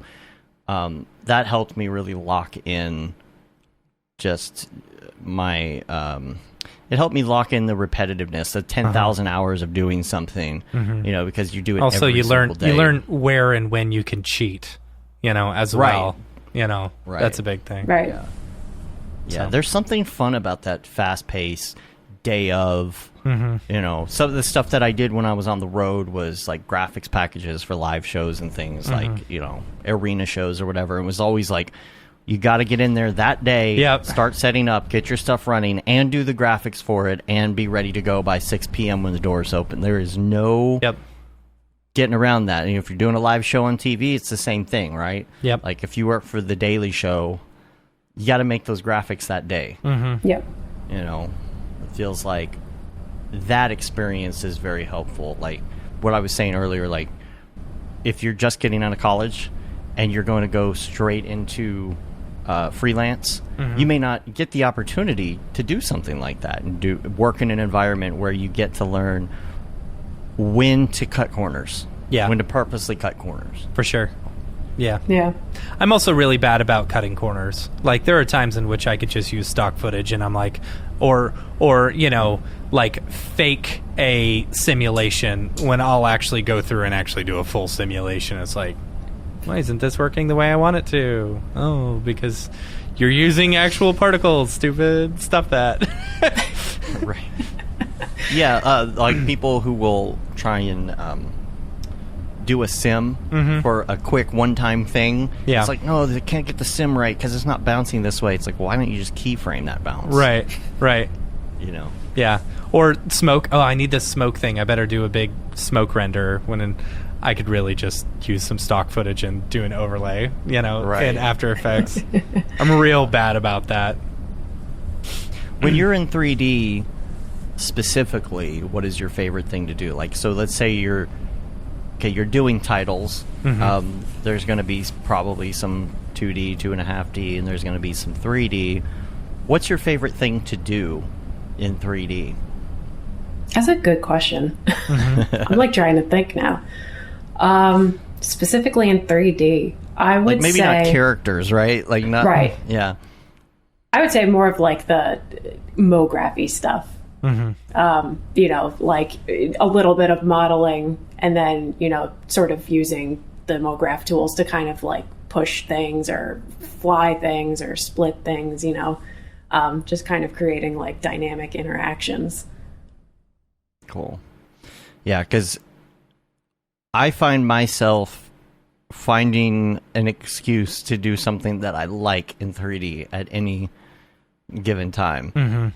You know, if I'm real big right now into doing like cool like backlit lighting effects on a model or some smoke, then every client that calls, I'm like, you know what would be great for this is some backlighting and some smoke. Backlighting and some smoke. So I was just curious what that was.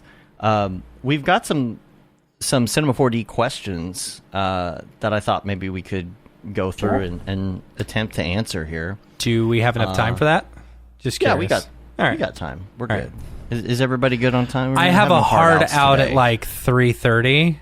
Oh, because I mean, I you're fine. I have to replace the battery in my car really quick, and then go pick up my kid and get him to a doctor appointment. Oh, you're fine. So hopefully it's I can. Actually, just three. It's 3 questions. Oh, cool. It's just 3 questions. All right, and then we got some links and other things. I've made 3 questions last hours before. Okay, well, we'll set a time limit of 5 minutes for each of these. I think some of them are going to be easy. Yeah. Okay. These were Ricardo's questions that we didn't get to last week, so, you know. It says, I have simple topics that if you like, you can talk about. Number 1, what do you prefer in presentations or tutorials or something, okay? Do you prefer, this is a great question, do you prefer a project breakdown or where you show the final result and then you kind of go back and explain the concept step by step? So here's an example. The tutorial I'm trying to finish recording right now, it starts at, this is different than I've ever done a tutorial, right? Because you've seen my tutorials like that I used to do years ago, maybe. And what I do is I will say, here's how you do this thing. And I'll start from the beginning and I'll go step by step by step by step by step until I'm to the end. This is different. This tutorial I'm doing, I start out in Turbulence FD. I show some of the main features of Turbulence FD that I think are important. I don't cover everything. And then I go to a project breakdown and I say, here's how I use these things in this. But I don't show every single step because it would take hours to show all of that, right? So what do y'all prefer in a tutorial? I'll let Caroline go first. I was just going to say, I don't know if you want to go first or not. I think well, like you just said, right? If there's a ton of steps involved, like you'd rather just kind of like have them kind of walk you through it. I would say that I actually kind of like when people break down a project because then you can kind of see like from start to finish, you know, how everything went. But, you know, if it's going to be like a 5-hour long tutorial, it's sort of like, well, I don't have 5 hours to really watch how you got to the end. So, yeah. It's like the practical use versus I need to know exactly how to do this right now. Right. My favorite types of tutorials are when someone goes in and like shows you. So say, for example, there's a step-by-step process that you need to go through. Instead of just saying, okay, first we're going to click here, and then we're going to click here, and then we're going to type 3.5678 and then we're going to do this. I hate those. What I like is when someone's going through and saying, okay, we're going to click this because this is what this does, and then we're going to do this, and this is what this does, so you're not just going through and creating, you're not just going through and creating the exact same thing that the author is creating.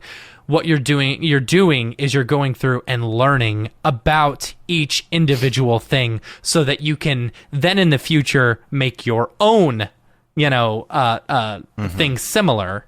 You're learning about the process instead of just, this is how you make something, Yeah, that's a good point. If you go, like, let's say you go back to Grayscale Gorilla and you go do the 7-Up tutorial, right? And you do the little cherries in the original.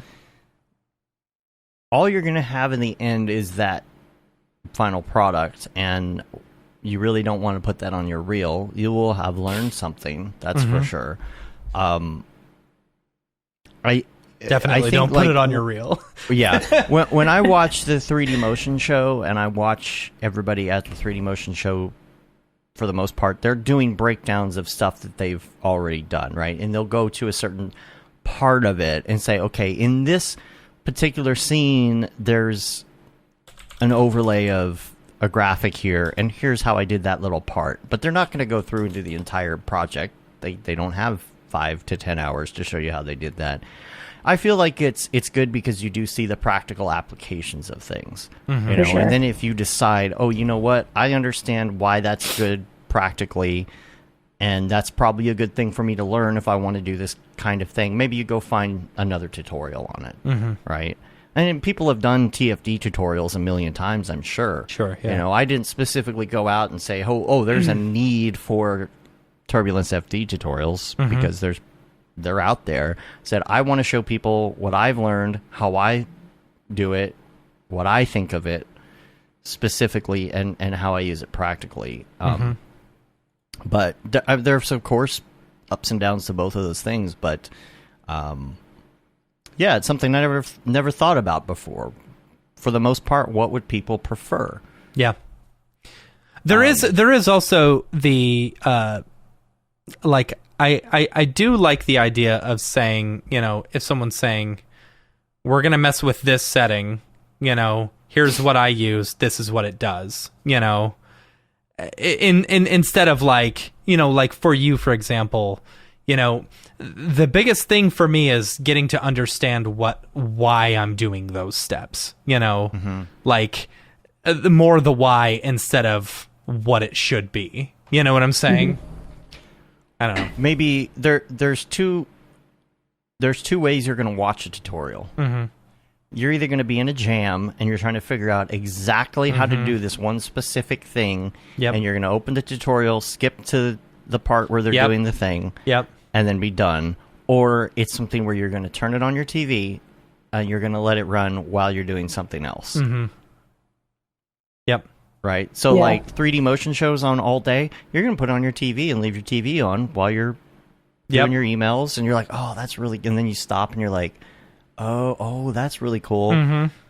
That's not watching Dave's tutorial on how to make espresso, turn your wheels exactly this specific way, and these are the formulas. So that's something I've been pondering, and, there's... even the question is, what do you prefer in presentation? So there's no right or wrong answer to this. It's just a breakdown of what those are. So let's go to the next one. Why C4D? Okay, this is subjective, I guess. But Ricardo says, why Cinema 4D is going more to the realist PBR, ArcViz, hyper realistic animations, and less Mograph cartoon illustrator EJ style. Now, I feel like I don't that's know. a question. Well, that's a question that comes from what you surround yourself with. Mm-hmm. Totally agree. Like, I don't see it going specifically that way. I mean, I know, I get it. You go to the Octane Facebook group, that's what you're going to see, right? You're going to see, Ariev. You're going to see, Raphael Rao. Mm-hmm. They're doing these ultra realistic things. I think if you are seeing more architectural, realistic stuff, then it just might be a product of who you're following.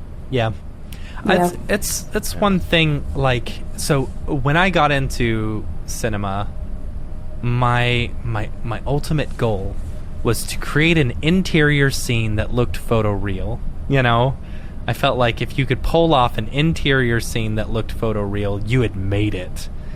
And now I wish that I had focused more on, because I don't care about that. Like, why would I want to do that the rest of my life? Like, Right. What I would love to do with the rest of my life is to make $1 billion or $1 million, retire, and just make cartoons all day. And if I'm going to do cartoons, I'm not going to do photorealistic cartoons. Right. You know, I'm going to do cartoony cartoons. You know, it's like I wish I had I wish I had focused more on the non-photorealistic looking stuff. You know, but yeah, I really wish they would do something with like Sketch and Tune, or bring in like a Blender grease pencil type thing. You know, that would be killer. Yeah.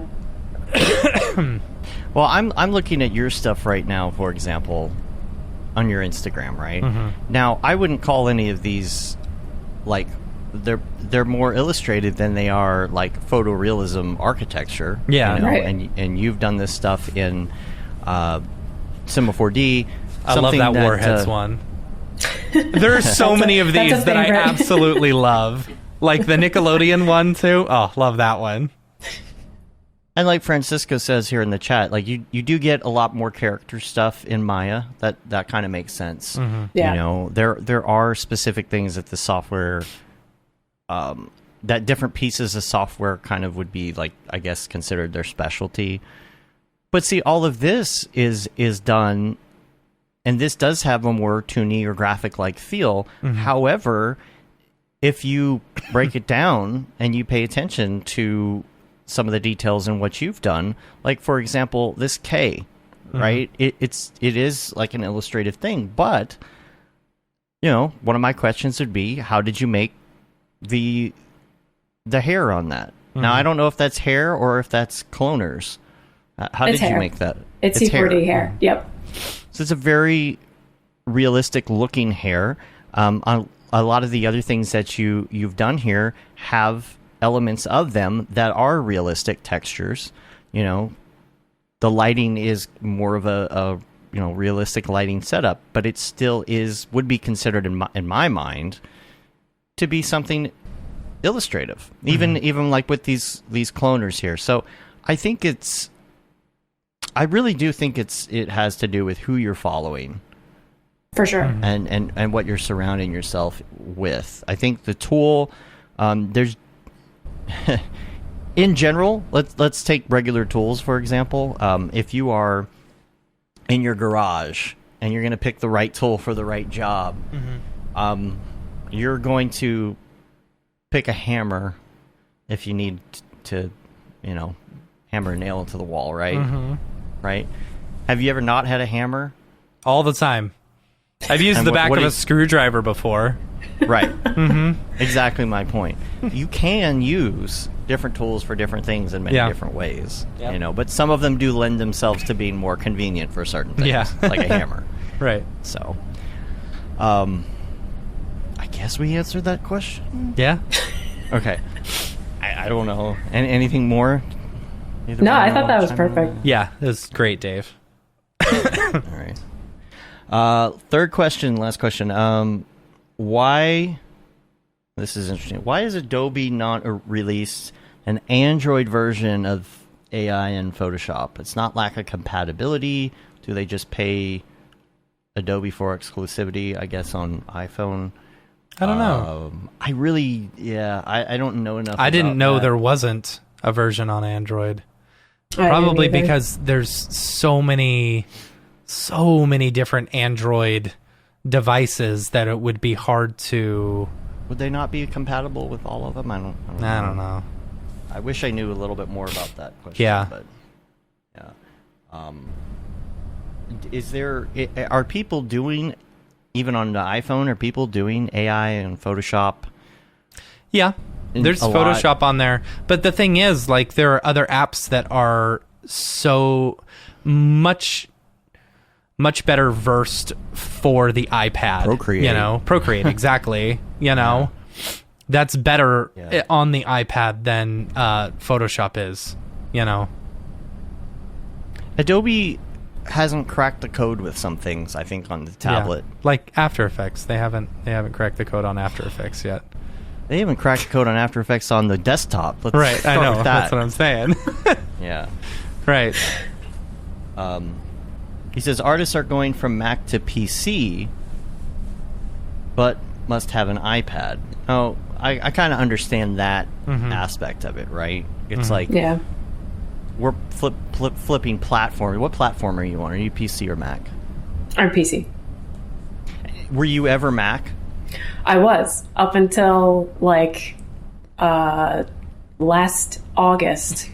I was on the old cheese grater, like 2012 cheese grater. Nice. Yeah. And it was like taking 20 minutes to like preview like a frame. And I was like, I got to get into this whole like Redshift Octane world because this is taking way too long. Yep. But I mean, I loved working on Mac when I was on a Mac. Like, I have nothing bad to say about Macs. It is a good point, though, that a lot of people are switching to PC, but they're not moving off of the Apple mobile devices. Yeah. Right. Well, I think the iPhone is just, it's the best thing that they make, Yeah. Because that's all yeah. they care about anymore. That's but, all. Yeah, it's really, I also don't have $15,000 to spend on a, if I was going to spend $15,000 on a computer, I'd buy 3 PCs, I was trying to remember what this was, but he said with On the Hub, this is just an extra point, with On the Hub, we can have C4D and Redshift free for 6 months if we're students. So I didn't know what that was. Apparently there's a site called On the Hub if anybody's interested in checking that out. And it's like a student website for software and things. Oh, so, that's cool. It says as a student we can get X Particles 90% discount. Wow. And, I've never heard of this before. onthehub.com. Yeah. Wow, that's cool. Okay. I'll have to remember that. Yeah, anyway, he says, thanks so much for the knowledge sharing, sending you love and light. And hopefully we answered those questions. Yes. At least a little bit. And like we said, we just give bad advice anyway, so, Jeff wants to know, are you using, well, you mentioned Redshift and Octane. What did you end up? Did you end up using either of those or both? Or I use Redshift. I did like a month, or I think I'm in my second month of like renting Octane because I was going to have to use it on a client gig, but then that ended up falling through. So I was just like, well, I have it. I might as well try to learn it. So I have like very minimal knowledge of Octane, but I love Redshift. I mean, that's what I've been using for the past year and a half. Yeah. Yeah. So this is this should be an interesting question. When you kind of went straight to Redshift first, and I think that there's a big group of people that were introduced to Octane for GPU rendering first, and then went to Redshift, and either stayed there or used both or made a decision which one they want to use. In going to Redshift first and then seeing Octane, were you like, how do you feel about nodes? And when you got into Octane, did you then jump into nodes, or are you not using nodes as much because it's a little less node centric? I went straight into the nodes when I jumped into Octane. I noticed, at least this is my experience, I noticed that there were like way more buttons to like, or commands to do things than Redshift. Like, I think Redshift, kind of going back to like, even like, you know, my familiarity with Maya was just sort of like, you have to do a lot more to get the result that you want with Redshift. But that's just my personal take on it. Like, I felt like when I jumped into Octane, and I was watching one of David's tutorials actually from like Grayscale Gorilla, you know, he was just like, and you can hit this button here and pipe this into this like direct thing here. I was like, oh my God, this is like so, like so much easier. But like, I'm so much more familiar with Redshift that I'd rather just sort of stay in that Redshift world if I can. Yeah, totally. Right.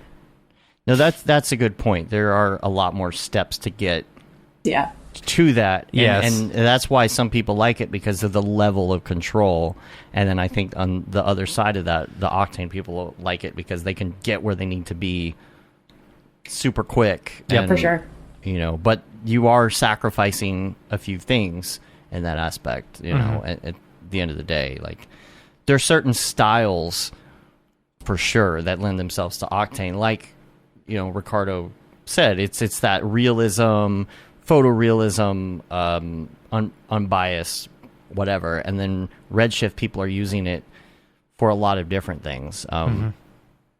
Something that Matt and I did when we were back working at that place that we were working at is that we were working in standard render at the time, you know, or physical render.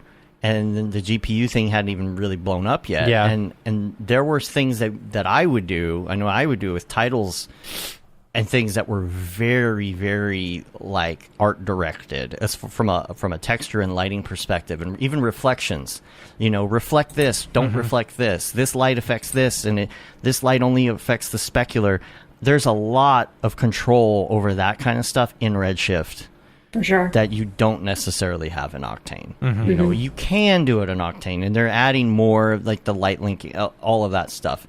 But that control seems to be there a lot more in Redshift still. In my opinion. Definitely. Yeah. Pedro says Redshift requires a bit more tweaking compared to Octane. Yeah.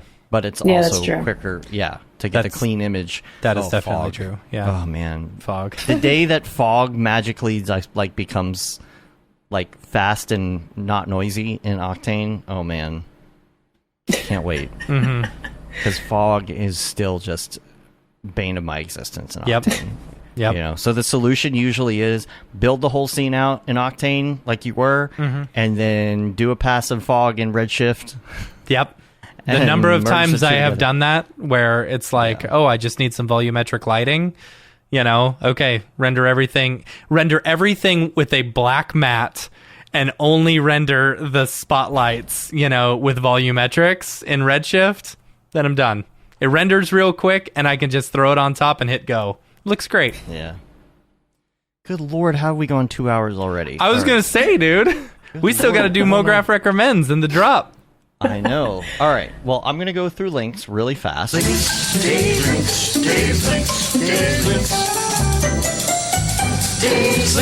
only have 3 here. Number 1, I wanted to mention, and we'll mention this in the drop too, that Zomax.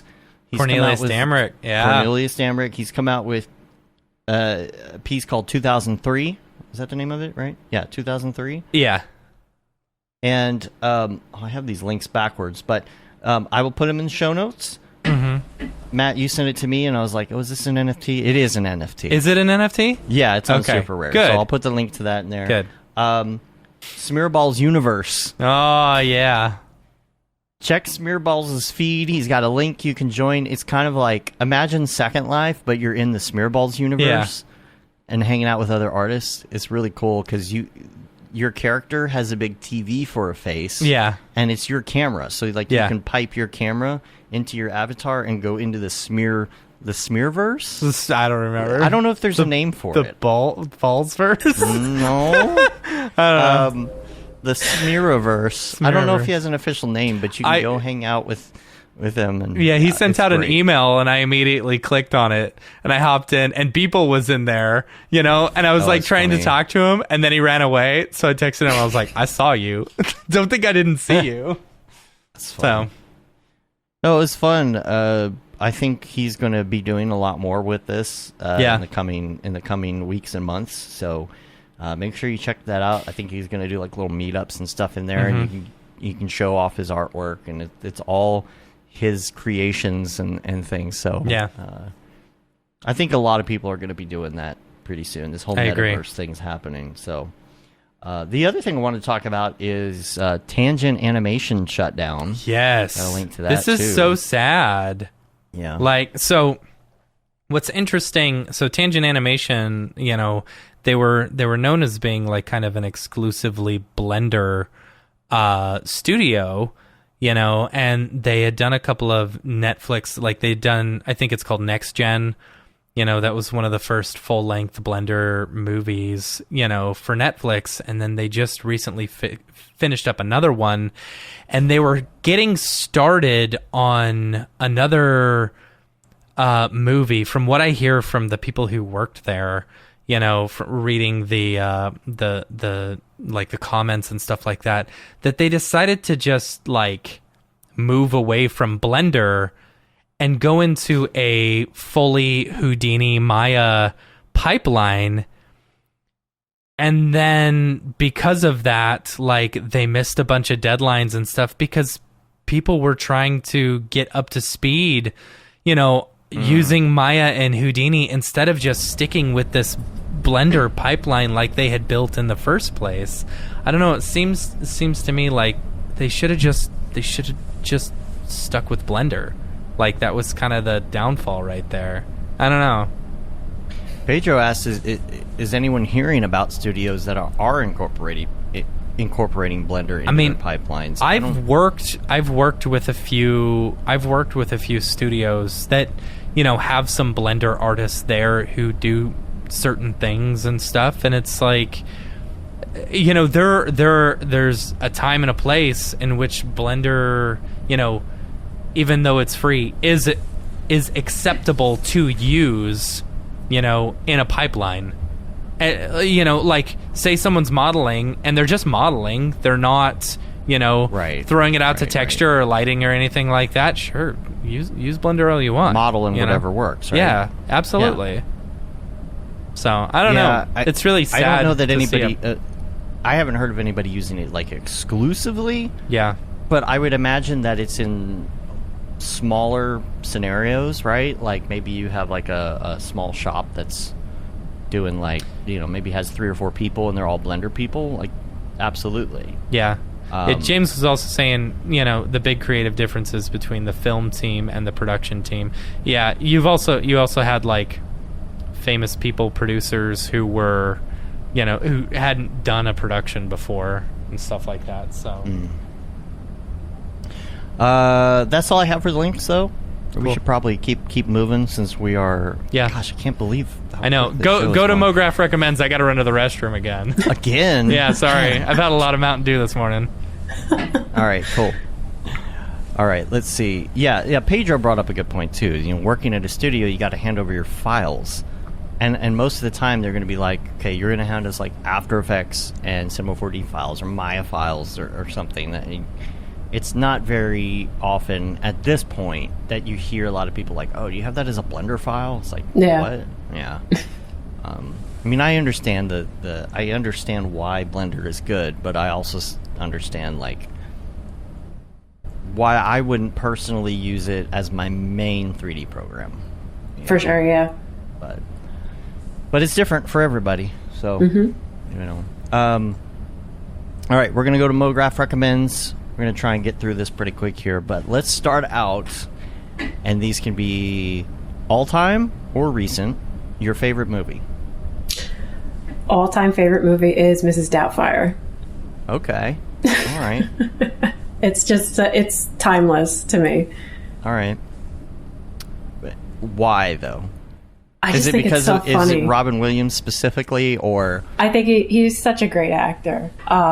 Yeah, no, it's just so funny. Like, that's a movie that I can quote, like, endlessly. Like, that's, like, a movie that, like, I joke about with friends all the time. Like, if there's a world life scenarios at the phrase, like, and there's something relatable to that movie, you can just, like, immediately think of it. Did he have a beard in that movie when he wasn't Mrs. Doubtfire? I can't remember. He shaved I don't it think off. so. I mean, it maybe like, you know, like a very short Yeah. little thing, but yeah. I always think of the quote from Family Guy when Brian's like, you know, it's going to be a touching comedy when Robin Williams has a beard. You know? That's true. It's true, though. All right. Music. I'm a big fan of 90s hip hop and R&B and rap. But I Nice. listen to like almost everything. Like alternative rock, 80s rock, trying to think like what else. I don't know. Like I listened to a ton of OAR back in the day, but I always inevitably come back to like Lauryn Hill and Beyonce and Jay-Z and, you know, Tupac and Biggie and those guys. They're constantly in rotation. Do you listen to new stuff, new music? I don't. Not really. Like, yeah, really not a lot of new stuff. I'm always just listening to the older stuff. Like The Miseducation of Lauryn Hill, I kid you not, is an album that is in constant so rotation. It's so good. So good. And I'll tell you this. I got a friend. Well, my friend actually worked on that album, and said there was another album coming that never came out, No way. and it was gonna be so good. Oh my god. I know. I think that's nobody's ever heard anyone who like loves Lauryn Hill is always just like she should have done at least one more. And there was. It's just nobody has ever heard it, Wow. apparently. So, I find it interesting that the older all of my friends get, the less they know about new music. And I was kind of trapped in that whole. This is before Spotify. I have my playlists of all the things that I like from high school and my 20s, and that's it. I don't know Yep. anything about any new artists or any new Nope. music, or it's been interesting ever since Spotify came out. I've been really big on getting into new music and liking new artists and listening to new artists. And with my daughter, it's interesting because I will know the music that she's talking about, right? But I'm noticing how many of my friends don't listen to new music after like the age of 25 or Yeah. something. And It's true. It's weird. You just kind of, your brain grew up with this type of music and that's what it likes. And then, you know. Oh boy, what kind of And music was it? Well, we're talking about Okay. listening to new music when you get older. Okay. You know, learning about new artists and listening to new stuff as you get older, and you do that less and less. And it's like, you know, I think a lot of people know who Travis Scott is now, but originally when Travis Scott was starting to get big and I mentioned Travis Scott, a lot of people were like, oh, I don't know who that is. Because he's a new artist, and it's understandable. Right. I don't know. Who's a new artist right now that you hear the kids talking about? What's an artist? Name an artist, Matt. What's a new artist? Taylor Swift? I don't know. All right, 2007. My brother-in-law hit me up last night and he said, "Hey, you know, because he knows my love for ska." And he said, "Hey, there's some ska band playing at the closing ceremony in Tokyo." And I was like, "Oh, is it Tokyo Ska Paradise Orchestra?" And he goes, "How in the world do you know that?" Oh my gosh. I mean, it's appropriate. It seems yeah, appropriate. absolutely. Yeah. You know, it's a great ska band. Yeah, I don't know. I really have been enjoying listening to new artists, and I'll send stuff to friends. I think I sent a playlist to Jeremy, actually. And he's like, I would have never known about any of this music. You know, he liked it, and he's like, yeah, I put this on while I work, and it's great. And interesting, though, like the older you get, the less new music. You know, I encourage everybody to go take a song you like and right-click on it in Spotify and hit radio. Yeah, Listen to some new absolutely. music. That is a good Totally. suggestion. I think maybe the only one new artist that like I actually really like that I discovered maybe 3 or 4 years ago is Anderson .Paak. Like when he first started coming up, he's got some like really awesome albums. Like even some of his older stuff from like 2016. Like those are some albums that I can like listen to continuously. That's good. I feel like you're, you know, they say your brain, the whole neuroplasticity thing, and like, you kind of just lock in all this stuff the older you get, and your brain doesn't want to change. I feel like that's one of the things that just helps you stay a little bit more adapted as you get older. I'm not going to get old, dang it. Yeah. I'm going to be the cool dad. Good luck with that. Yeah. Actually, hey, I got a good compliment the other day because my daughter said she's cool with me following her social accounts because, like, I understand social media. I think I might have said that on the show already, but, That's cool. I felt like I got cool dad points for that at least. Yeah. So, All right, I give my kid free reign of YouTube. Oh, boy. That's why every time I go to the bathroom, I'm like, what are you watching? What are you watching on YouTube right now? Well, you also tell him not to watch things. Yeah, I hate funny. Mr. Beast. I hate Mr. Beast. Mr. Beast, man. That guy, he tortures his friends, and I don't think that's cool. Like, you shouldn't teach kids that torturing your friends is okay. Torturing your friends for tens of thousands of dollars, that's not right. Well, it's like when you saw Jackass, right? And Bam was like messing with his parents. Yes. And even like, I don't know, even you see social accounts like on TikTok and stuff where it's like a couple. I hate the couples who are mean to each other. Yeah. Yes. I could never do that, man. It's like the number of people that I've seen break up because they were a couple who just made fun of each other or like harassed each other. That's not a healthy relationship. Yeah. Joe was talking about SoundCloud weekly playlist. I have something like that. If you look at Spotify, if you go to stuff made for you, there's Release Radar, which is going to show all the new music from the people you're already following, which is great. Yeah. And then the custom playlists, they make you weekly playlists that are based on what you listen to. Like, my weekly playlists are like, well, one, they're filled with children's music, Right. Well, so that skews it. Yeah. Yeah. Putting the chill hop on and letting it run all day skews my playlist too. Yeah. That's what kind of sucks. Yeah. It's almost like you need to have private listening mode. Yeah, that's a good idea. They do have that's that. a good idea. They probably do have that. I bet they do. Yeah. All right. Next on the list, TV shows. What's your favorite TV show right now?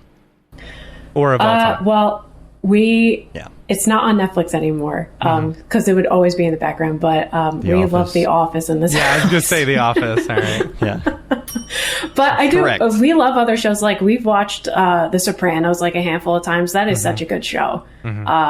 Orange is the New Black, Breaking Bad, Friends, Modern Family. I mean, like, it runs the whole gamut. Did you do what I did and subscribe to Peacock because The Office is just missing in your life?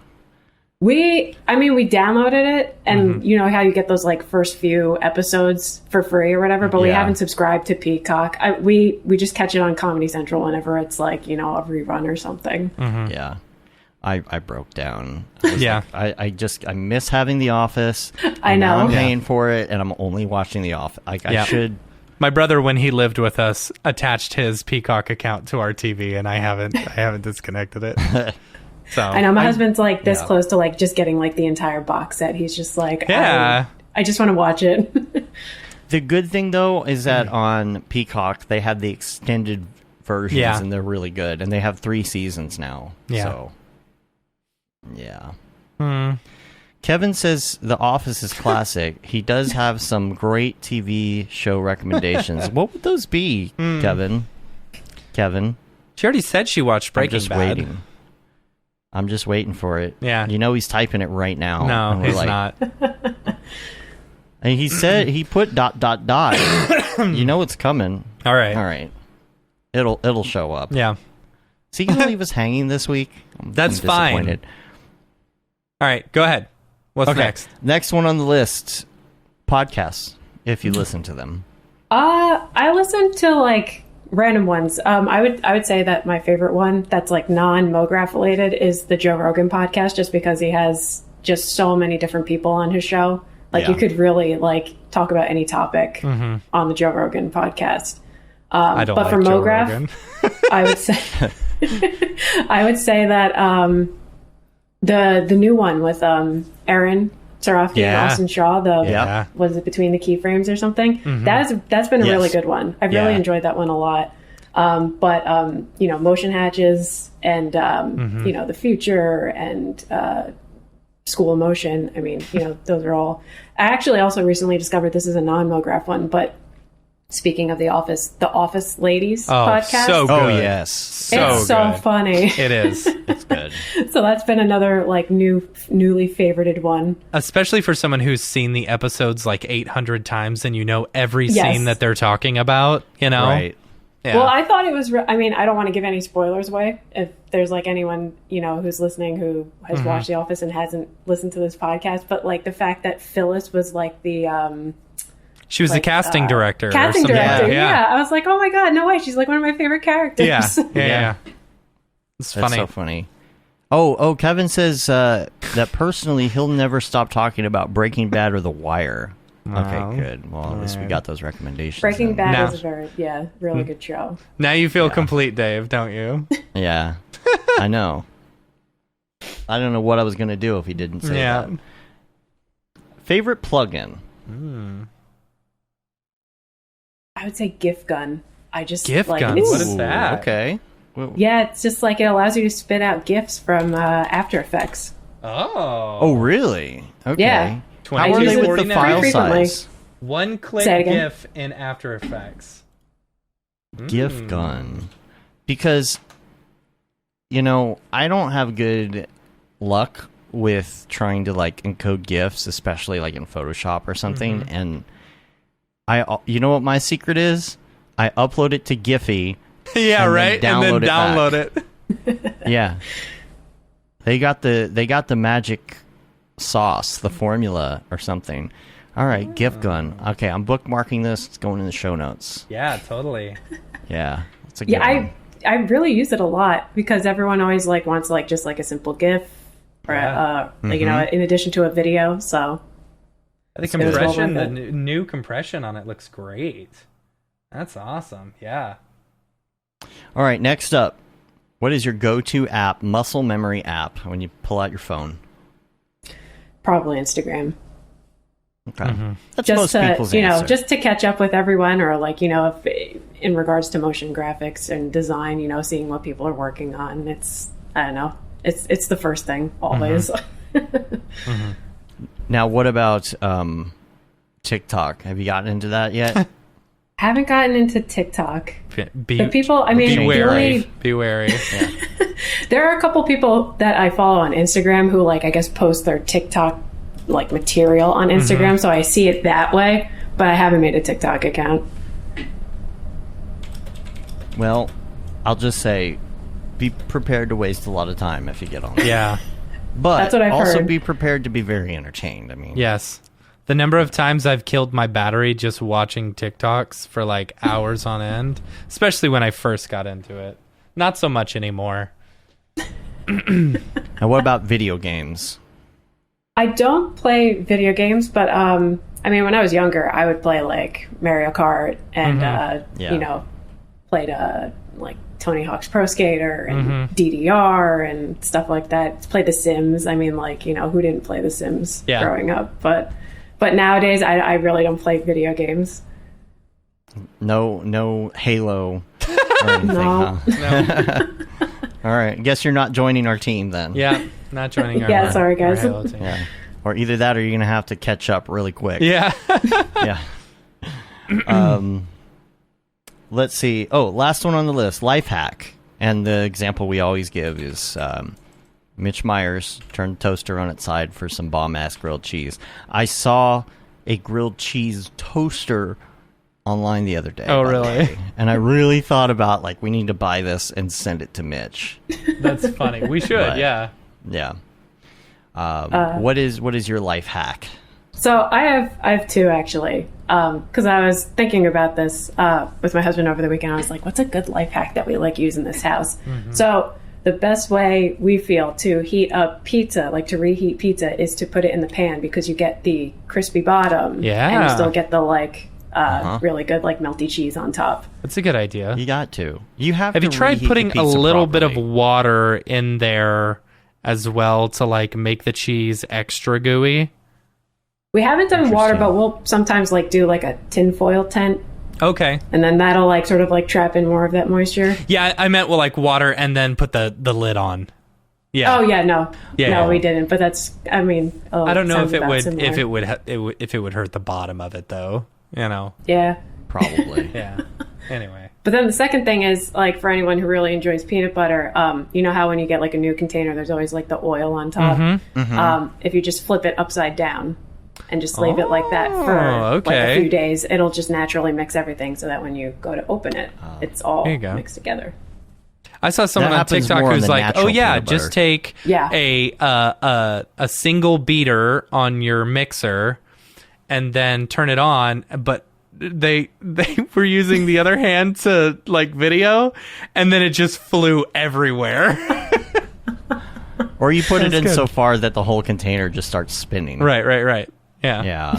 Yeah, that's probably not. Yeah, All right. yeah. No, those are good life hacks. Yep. Yeah, that is Yeah. a good life hack. All right. All right. Should we go over to the drop? I guess we should probably do the drop, considering that we're like almost at 2.5 hours right Yeah. now. We're Let's just having make it so quick. much We can make fun. it quick. All right, let's go to the drop. Is this the fucking mic drop? This is exactly what I should be doing. What's up, and welcome to this week's episode of The Drop, your weekly source for all things NFT and crypto art, as well as upcoming drops by notable people in the Mograph industry. I'm Matt Milstead. Joining me, as always, is Dave Koss. Joining us this week is Caroline Lee. Let's get into the drop list. All right, let's do it. Nifty. There was a couple people on Nifty who were doing drops, and I have no idea who they are because they don't have Twitter accounts. If you are going to get into the NFT space, you have to have a Twitter account. It's like a necessity almost, you know? Yeah. So, Yeah, especially true. because I will completely ignore you on the drop. That'll show them. That'll show them because, you know, I'm important in this industry. Right. My opinion matters. But first up, we've got future art featuring Robson, the artist. Robson artist. I think this one is a curated one where future art is curating a bunch of different artists and stuff like that. And the feature artist being Robson. So, kind of neat, you know, a lot of interesting, weird stuff. Very, very NFT-y, you know? You know, like these days, I don't know sometimes if the bad compression is part of the art, Yeah, it's or part of if the it's art. just the crappy compression that Twitter has. Yeah, I can see that. Yeah, that right there. Yeah. Oh, yeah. Yeah, I'm like, I feel is like on that one purpose? is on purpose. Yeah. So that's Hard to today on the 9th. Next up, there's another drop today. Sam Madhu, I think I'm saying it correctly. She is an NFT artist. She's doing a drop tonight. This is this link that we've got, and Dave, you should put it in the show notes. This is a View Her Women in NFT interview. I think it's really cool. You know, she talks about nice. women in doing NFTs and stuff like that. So neat little interview there. Make sure to check that out. Then on the 10th, Coldy and Bauhaus the band. This is kind of neat. Coldy was mentioning earlier in one of the other previous. You can see it's the anaglyphic red blue. You know, they're like giving away or like auctioning off or something like that. Anaglyphic red blue glasses. You know, that are signed as well. The original which is 3D. pretty cool. Yeah. Yeah. OG 3D. OG 3D. Yeah. So anyway, I thought that was pretty cool. Bauhaus is a band. Apparently, they're like a new punk rock band or something. Okay. So then on the 12th, so this is not what Crypto Spectre is going to be dropping. I just wanted to do an example of Crypto Spectre's work because Crypto Spectre looks like they're doing VR cinematic stuff, which is pretty cool. I'm interested. This is like a big beef I have with Nifty. It's like just show the work.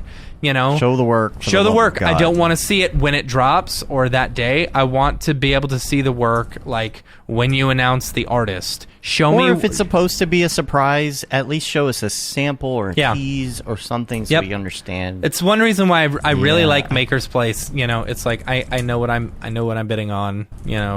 Whatever. So that's the 12th. That's Crypto Spectre. So that's it for Nifty right now.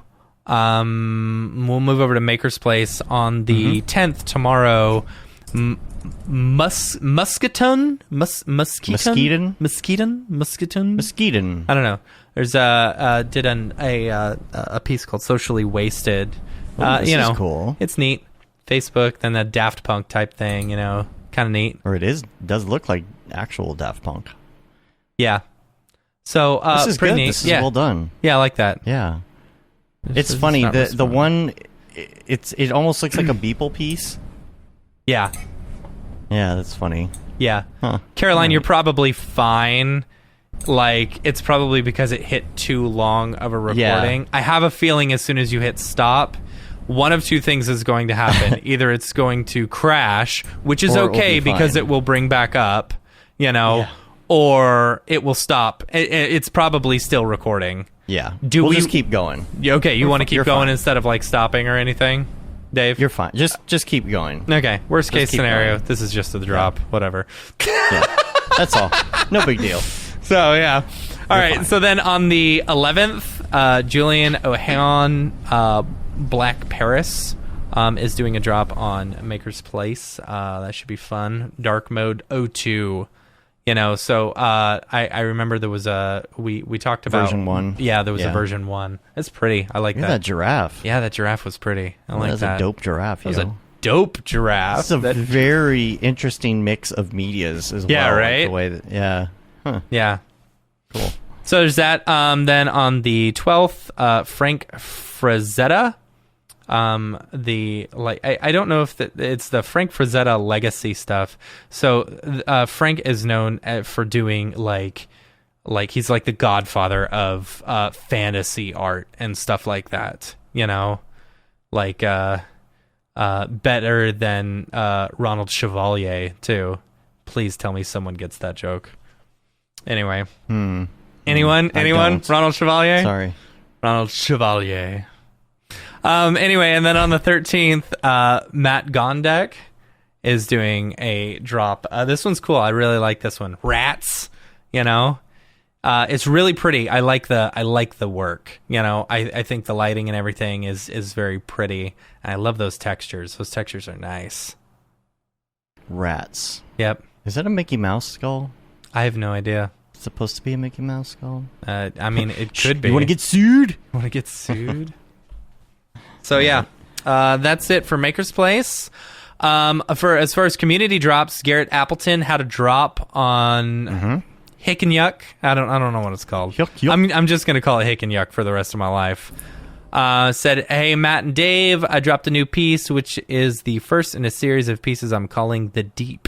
Each new NFT will be a continuation of each other as the hero submarine makes its way up to the different biomes in the oceans. It's far brighter animation than my normal style, which was fun to break the mold. That's cool.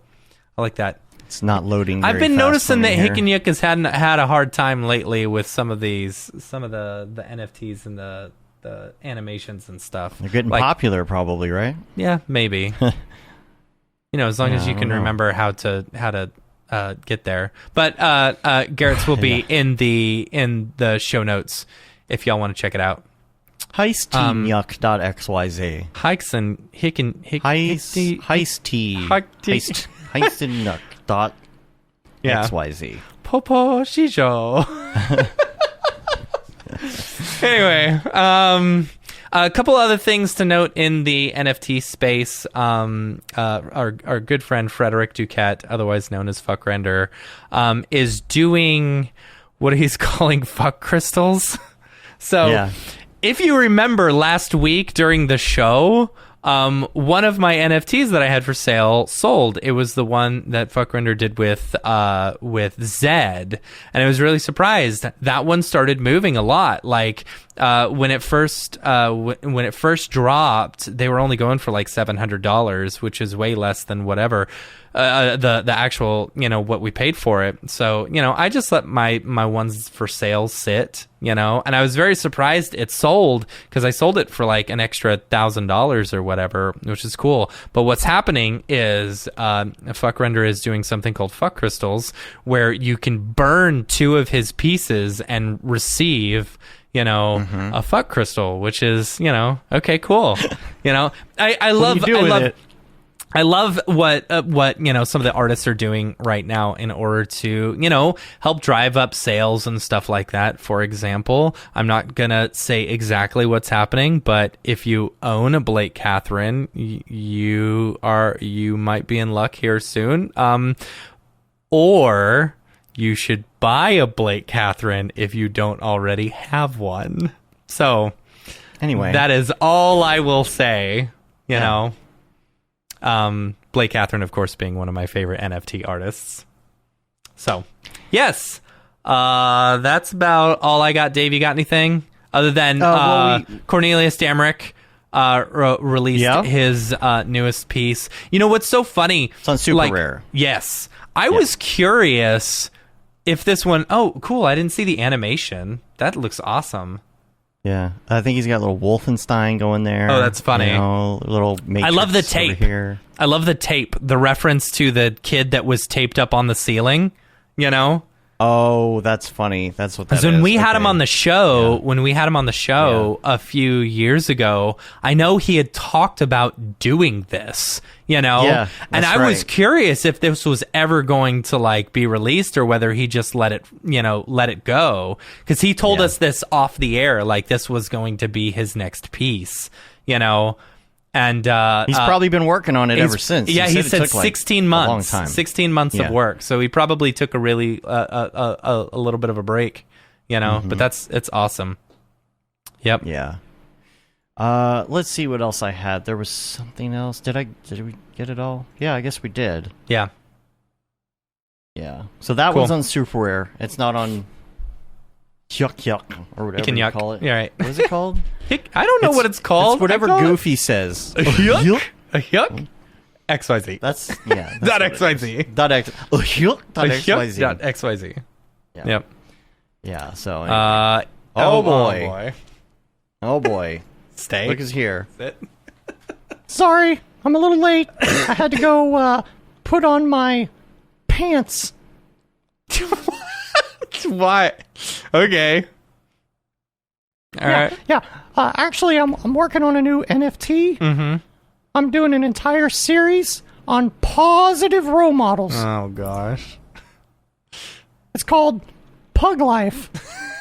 It's pugs right. in different famous roles, So starting with my favorite detective, Sherlock Bones. Oh gosh. No. Now you're just posing. Yeah, he's one classy mother pupper. I like Ray. Yeah. Okay, right. Anyway, I gotta go. Just remember, don't stop retrieving. Oh gosh. You just save some of these puns for next week. Okay, bye. Just voguing the whole time. Yeah, he likes to mug the camera. Yeah. Yeah. Yep. I got plenty of puns. Don't worry. Yeah, I'm sure you do. Don't worry. All right. So if any of our listeners are have a drop coming up, feel free to email us info@mograph.com, and we will shill your piece on the show. So, let's go back to the regular show. Fried Pixels, by the way, says hick et nyuk. Yep. No, it's hick and yuck. It will always be hick and yuck to me. We're trying so hard to remember. I think all I'm getting wrong is one letter. Probably. I'm putting an N where the T should be. Hick and yuck, right? It's just, I'm going to make a new website. What are you going to new call website. it? What It's should we going to call be it? the hardest word to pronounce ever. It'll be Latin, though, so it'll be .com? No, .xyz. XYZ. Oh, okay. It's just hard to remember. Right. That's all. Yeah. Anyway. All right, let's get out of here. All right. Is this the fucking mic drop? This is exactly what I should be doing. What does All it right. mean? What What is- is what is that? What don't is know. is there? Is it a real Yes, word it or is. is it? It is a real What does word. it mean? It's I want to know. hick et nunc. Man, so dumb. Let's see. High set none K. What? High Is that right? No. Set none K? High set none K? No. Or is there's that an no alternative? way about No. hick et nunc. What? I don't know. No one will ever know. No. Here and now. Well- That's what it means. Yeah. Caroline, Yes, Caroline. thank you for being on the show. Thank you guys for having me. It's been a lot of fun. patiently dealing with us during the drop. Yes. Which, as we people don't know because we discussed this before we went live, but you haven't gotten into NFTs yet, Yeah. really. So that's why I you were haven't, silent during the. That's Yeah. why we didn't bring up do you have any NFTs? Yeah. Because we know that you don't have any NFTs. Yeah, I sorry, think guys. that the YouTube version of this for just the drop is going to be really funny because we're going to be like, Caroline's here, and then you literally don't say anything. The people who don't watch the regular part of the show are going to be like, why didn't she talk? Wait, everyone's saying something different now. I know. That's what I don't get. Ice Tanuki? Is it Tanuki? Is it like a Tanuki?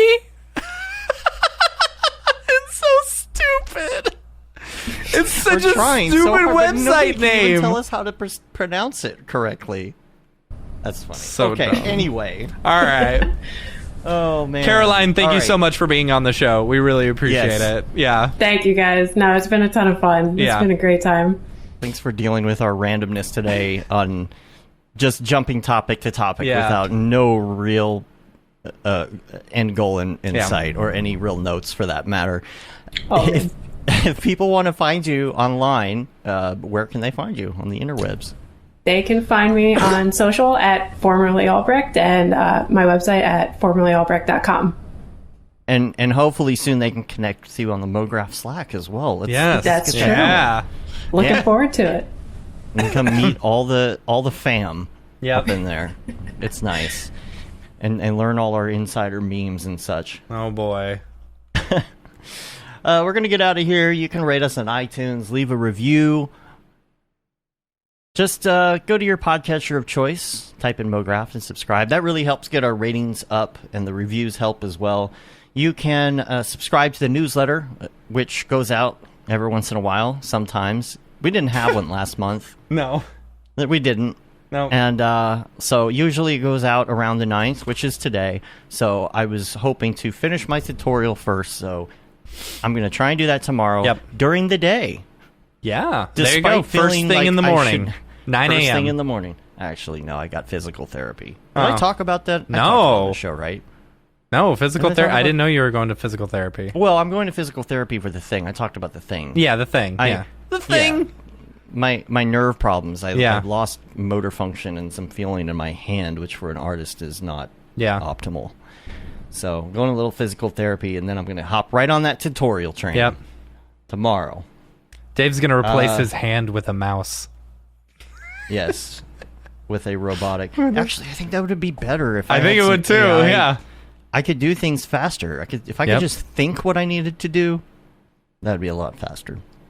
You can say you've been there, done that, got the t-shirt with the Mograph logo tee. Make sure you get that for these meetups. Yeah. You know? The Paul Babb Feel the Bab 2020 shirt, all the profits from that go to Doctors Without Classic. Borders. The Render Things t-shirt, hoodie, and long sleeve tee. The That Render is Fire shirt, which you're only allowed to wear ironically, Unless you're unless you're shams. And of course, the Mograph Blandishment shirt. And we are on Facebook, Twitter, Instagram, YouTube, TikTok, and Mograph.com. Check us out. Come say hi. Send us a message, and we will do our best to answer it terribly. Terribly. And that's about it. Yep. Until next time, I'm Dave. And I'm Matt. And I'm Caroline.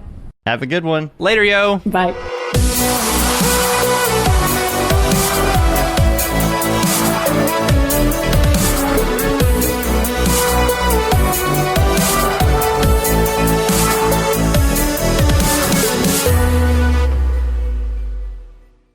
Pretty good, I guess. Mograph.com, an online resource for motion graphic artists. Start your week with the Mograph podcast. Industry news, interviews with your favorite artists, and terrible humor. Watch live shows and interviews from Mograph events like NAB, SIGGRAPH, Half-Res, and local meetups. Our Mograph Talks feature live demos and motivation from artists all around the world. Sometimes you gotta make stuff that you're not gonna put on your reel, and I'm not here to judge. What if Rick and Morty show up for the countdown at midnight? That's where I peaked in life, in my career. We gotta stop this thing, Rick! It's gonna kill us all! Hear from the people that create your software, design your render engines, and artists that are changing the face of modern motion graphics. You get that render done. Yeah, you better frame what? Mograph tutorials and online classes will teach you about Cinema 4D, After Effects, as well as other popular software and render engines. Throw in the HDR Studio, take the render settings, pick the HDR, put a reflection, and gorgeous. Branch into new software. Learn time-saving tips, techniques, workflows, and lessons that'll keep you up to date in the world of motion design. Oh, brother, those are some of my favorite elves. I love projects that scare me. When our art director comes to us and asks for something that I had never done before, man, it gets me pumped. Join the conversation in our live sessions. Check out our plugins, or join the hundreds of daily active users in our Slack channel for technical help, advice, contests, or just to joke around. Real nice banana. Ah, that's so funny. All right. I'm gonna live forever. Subscribe today and get the latest updates on our YouTube and other social media channels. Take all your dreams and just do it! We don't care how you get here, folks. Just get here. Subscribe to Mograph.com.